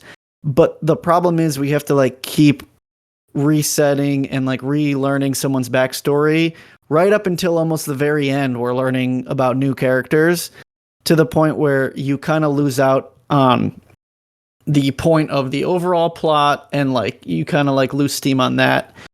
And I think the biggest dip for me was it was like around like episode like 15-ish. There was like a 4 or 5 episode arc that focused on like 3 or 4 of like the least interesting characters in the show, and they were all together in one arc, flashback arc. And I think it was her name was Lolly, Ghost Blade, and Little Johnny. And I think that flashback arc was like easily the worst, like easily like the least interesting of any of the heroes. And the fact that all of them were in one like span of episodes together like really dragged it. But which really sucks because that drag leads into like the final arc where you like finally really get to see who X is. And there's like a meta, almost like literal flip of the switch, a snap of the fingers where you realize like his power is literally like a meta shifting thing where he goes in between like 2D and 3D animation. Yeah. And it's like so cool. Like the last episode or 2 are just like so unique and like such a flurry of like awesome animation. And then you're like, oh wait, the whole flashback arc was done in like the 2D style because it was like before X. Mm-hmm. And then all the stuff from like the first 12 or so episodes was in this like post X timeline. And it was just like such a cool reveal, and like seeing how his powers work. And then it feels like, all right, we blew the X load, but now there's like almost a tease for there to be more, but not really sure. So I really enjoyed the first half and the last leg, but there was definitely a dip, and I think it might have helped if they did half the amount of origin stories and spent at least 6 to 12 episodes building on X or like the tournament more, and like fleshing out this main plot line with the heroes that they originally established. So I think it had a lot of potential and cool moments, but got bogged down a little in the midsection. Yeah, I have very mixed feelings. Like, I could convince myself this was the best show of the season at times, because when it's good, it's so good. And yeah, everything you mentioned is just like the most interesting thing anime has done with animation in years. It's fascinating. It's so satisfying. But the majority of the series is just in a normal 2D anime style, and following all of these origin stories that, like we said, because it's such a huge ensemble cast, it is almost as much of a mixed bag as an anthology series, because it depends entirely on how invested you are in the individual characters, and certainly some are stronger than others in that regard. So it definitely spends the majority of its run not being as interesting as it shows you it's very capable of being.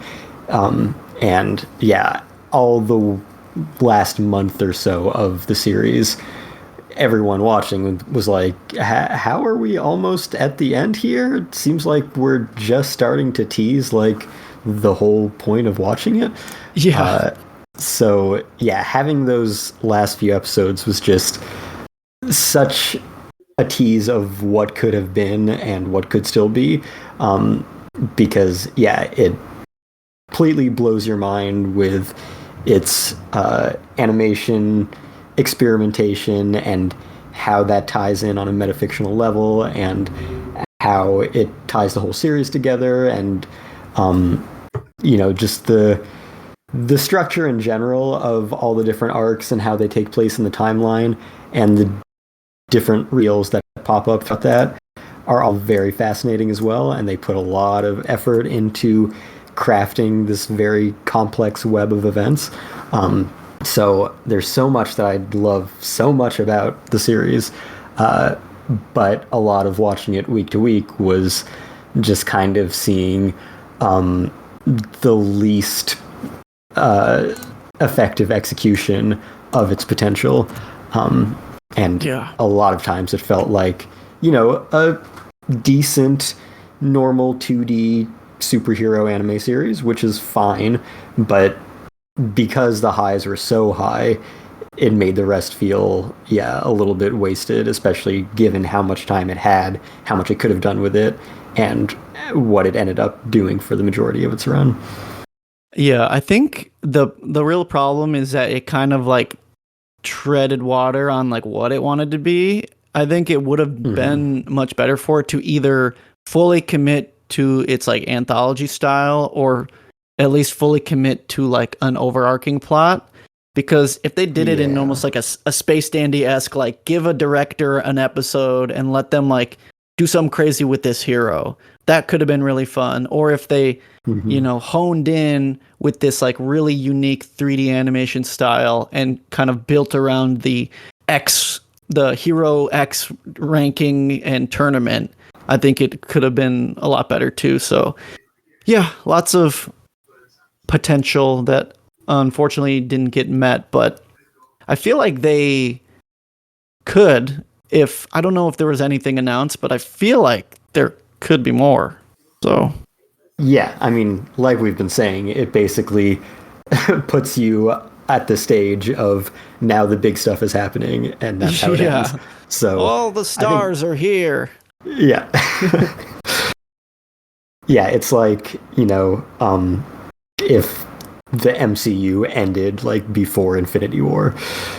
Yeah, so it's like when they're all running in Wakanda and then like cut to black. And it's right. Like, well, we'll see you guys maybe never.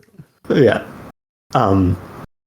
Yeah, and it does kind of follow like the MCU pattern within the series, like you were mentioning, where it's very distinct stories at first. They don't have any overlap pretty much at all. You just know that there's a bigger world out there, and then gradually as the series progresses, it becomes more and more intertwined to the point that it's not really following a specific character anymore. It's just giving you like, the crossovers of these are all the characters we've introduced so far, and here's what they do together. But yeah, I think because it has so much to say and experiment with as far as animation styles, and does that so successfully when it wants to.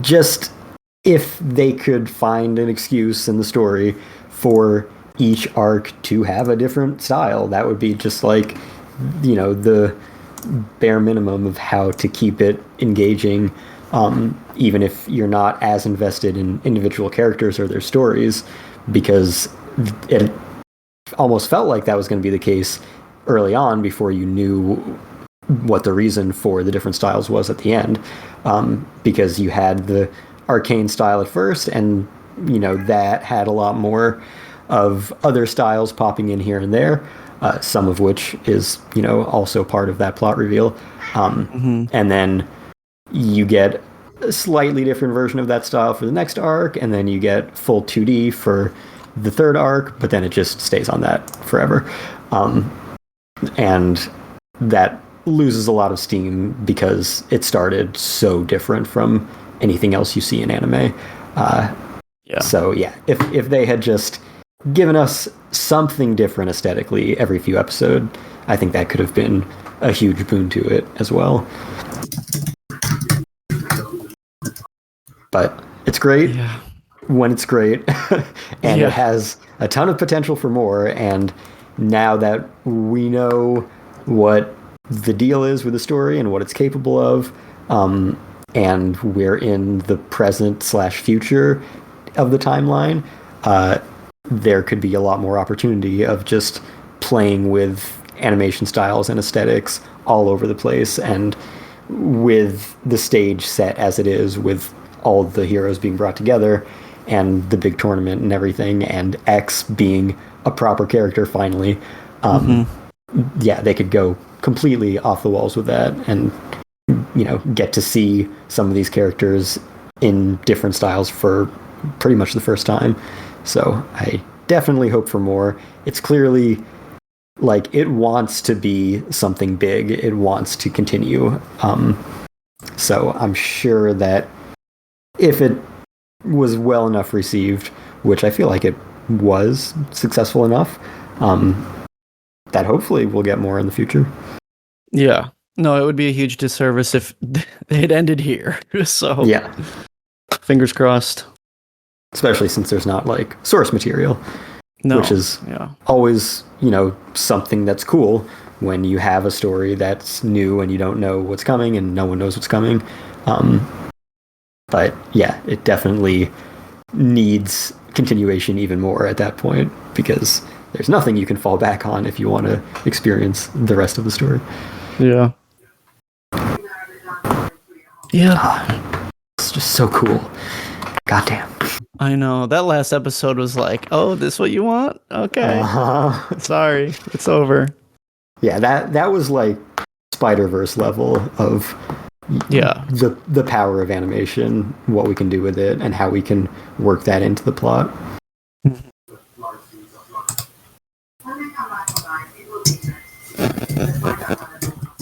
Well, a little disappointed to hear about that. It kind of, I don't want to say flop, but just had a little bit of a disappointing ending. But I know the concept was cool and well received, and I have a friend that was watching it as well and really enjoyed it, though. I haven't hung out with him for a while, so I'll have to pick his brain about what he thought about the ending of it next time I see him.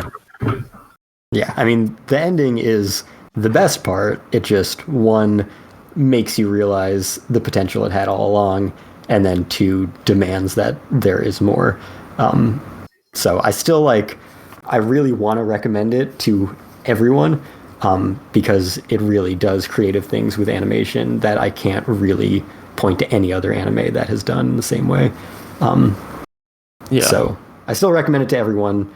Just know that a lot of it is not the super interesting aesthetics that it ends up playing with near the beginning and end, especially the end. Yeah. Honestly, you could probably skip some of it. Like, if you really don't like it, just like skip the arc. Yeah.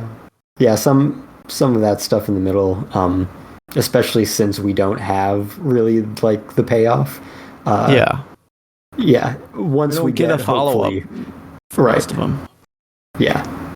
hopefully we get a follow-up and then it will all matter. But for now, if you just want to experience what sets it apart, then yeah, you could probably pick and choose the first few arcs and the last chunk and yeah, see what it's really going for in the end.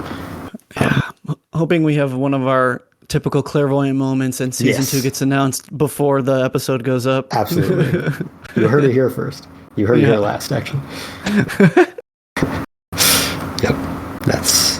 And again, this all came from a franchise that started with guy who gets superpowers. Toilet man. Ugly toilet man. Ugly toilet man. What a concept. Yeah. What a glow up. Yeah, seriously.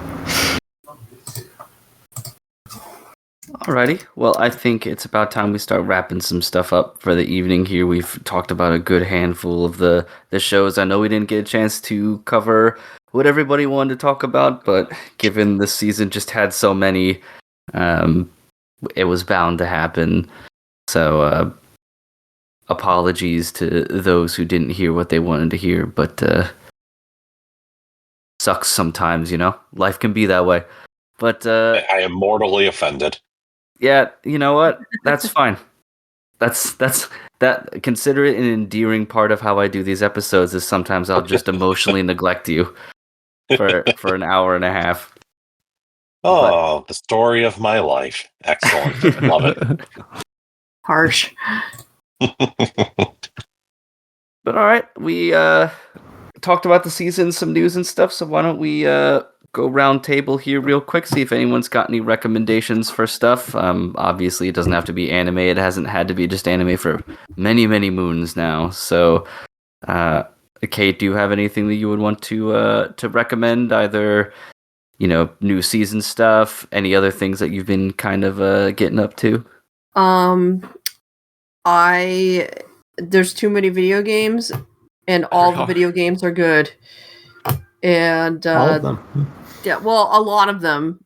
It's bad. There are too many good games out there. Like, in the space of September, we had way too many fucking good games come out. And there's more on the horizon, so yeah. I don't even know. Everybody knows Silk Song is good but very tough. Silk Song's real. Silk Song is real, and it's my friend, but not really because it hates me. And Hades 2 came out for full release, got out of early access, so that is also out there, which is also very good and real, and probably is my friend, but I won't be able to play it for a long time, because my computer is old as dirt. And what else? I've been playing Hell Is Us, which is very good but very bleak.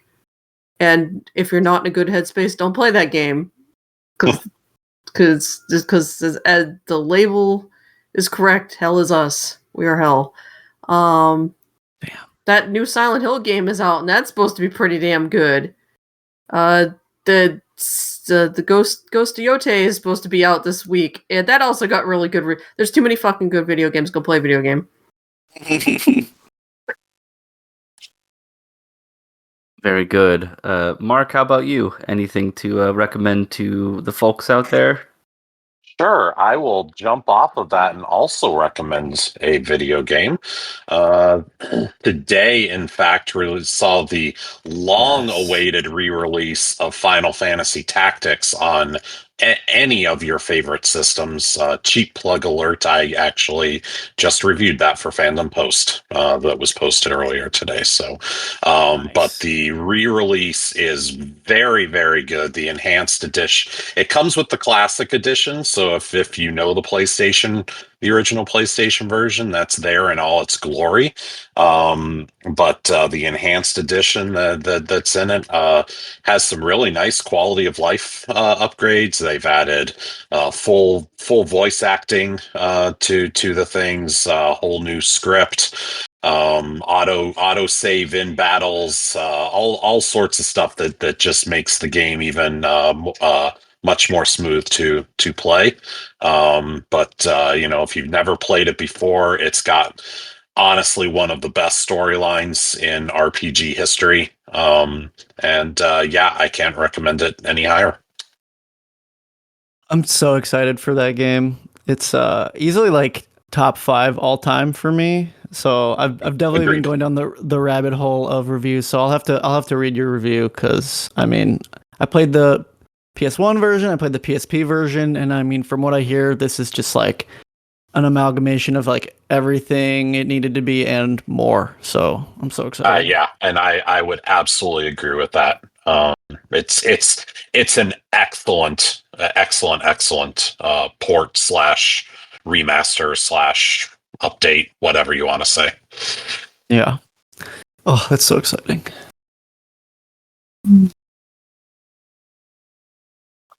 All right, Kestrel, how about you? Man, I feel like I should play a video game. Especially that one. I never played Tactics. It's good. Oh, it's so good. Yeah, that's what I hear. Maybe I should check it out. I don't know. I'm feeling like not as overwhelmed with backlog as usual, so might be in the market for another video game.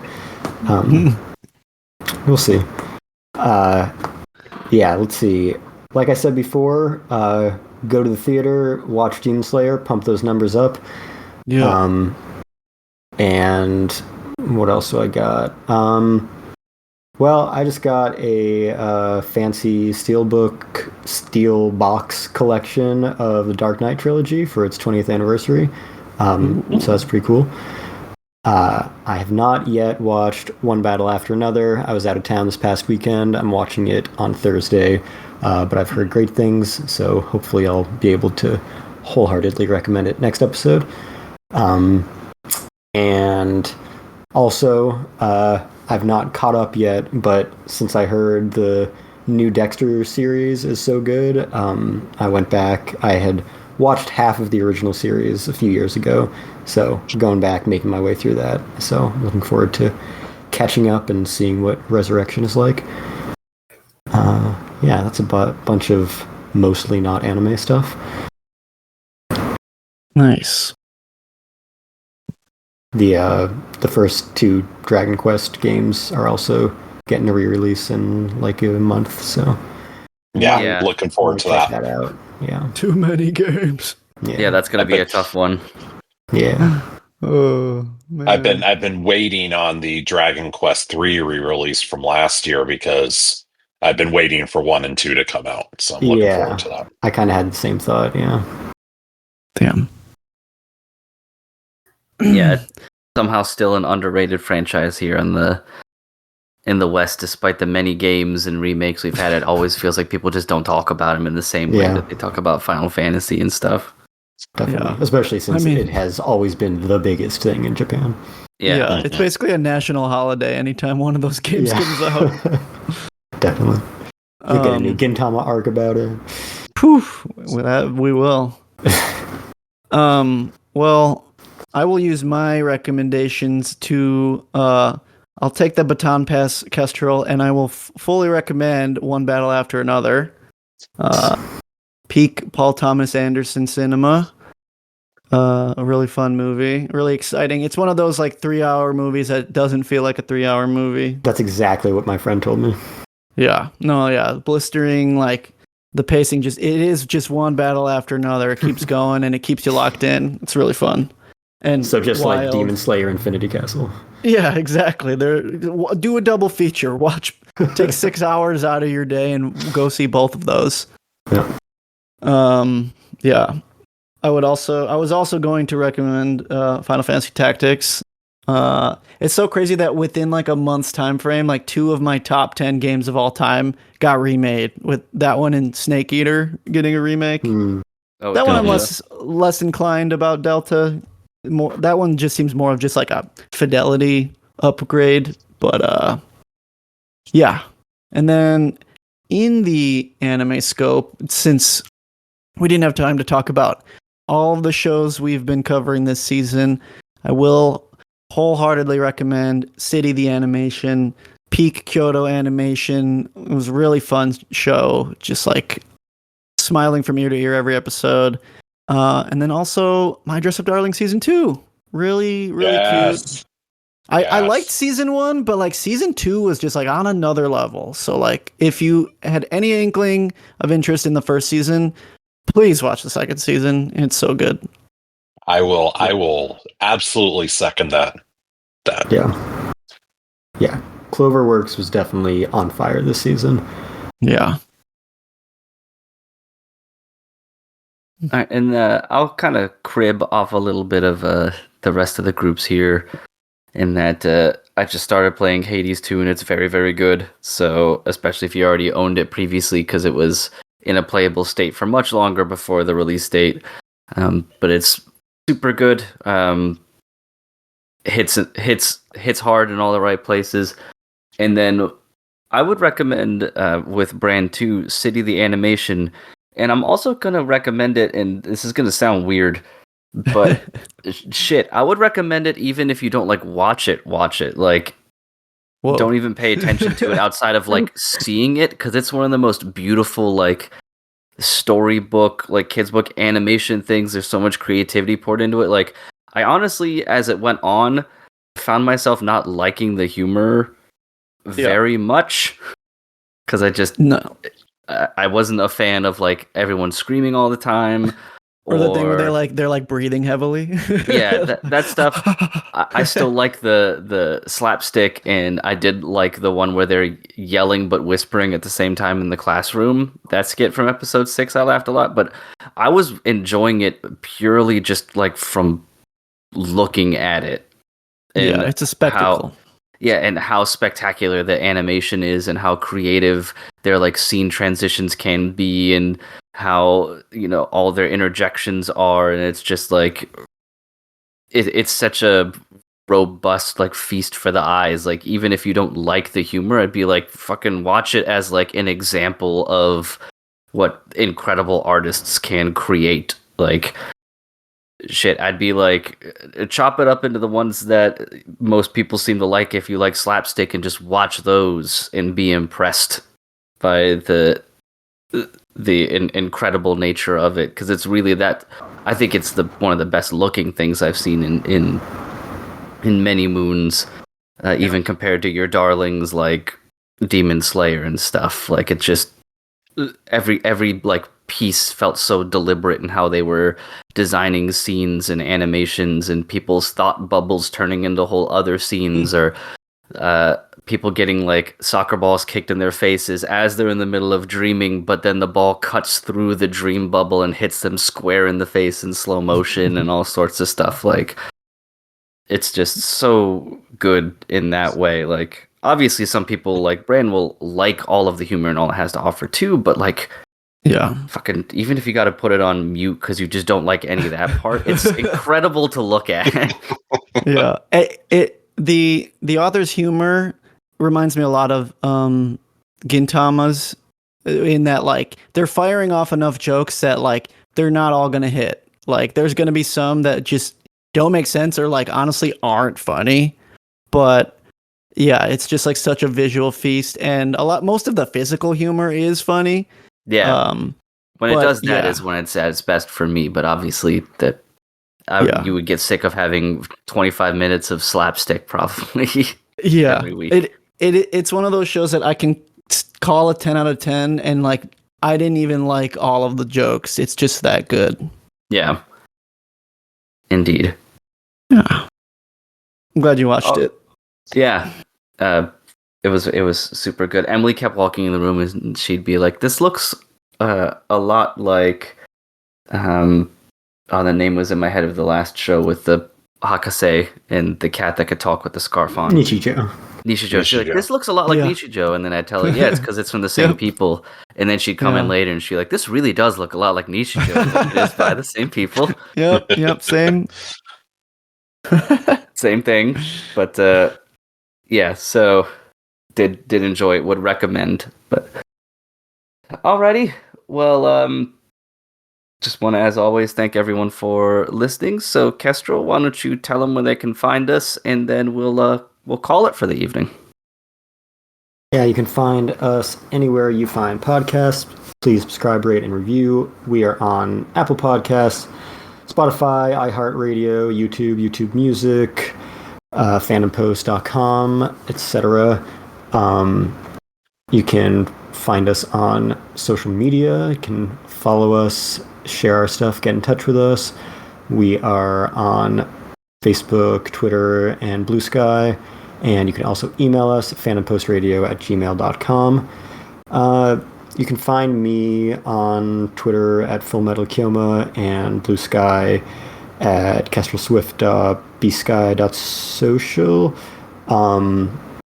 Let's see, what have I put out recently? So, Anime NYC, I had a few interviews. Some of them are still pending approvals, but I have one with the producer of Star Wars Visions, so check that out.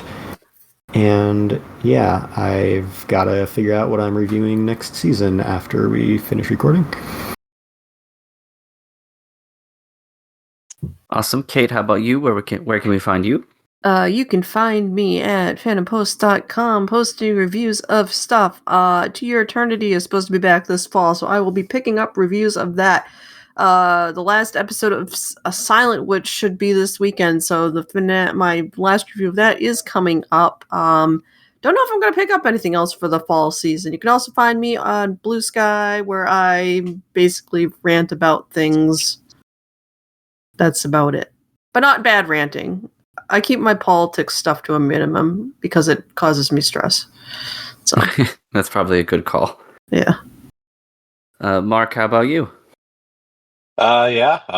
Excuse me. You can find my reviews on Fandom Post, where I just finished up in the summer season with My Dress Up Darling and Rascal Does Not Dream of Santa Claus.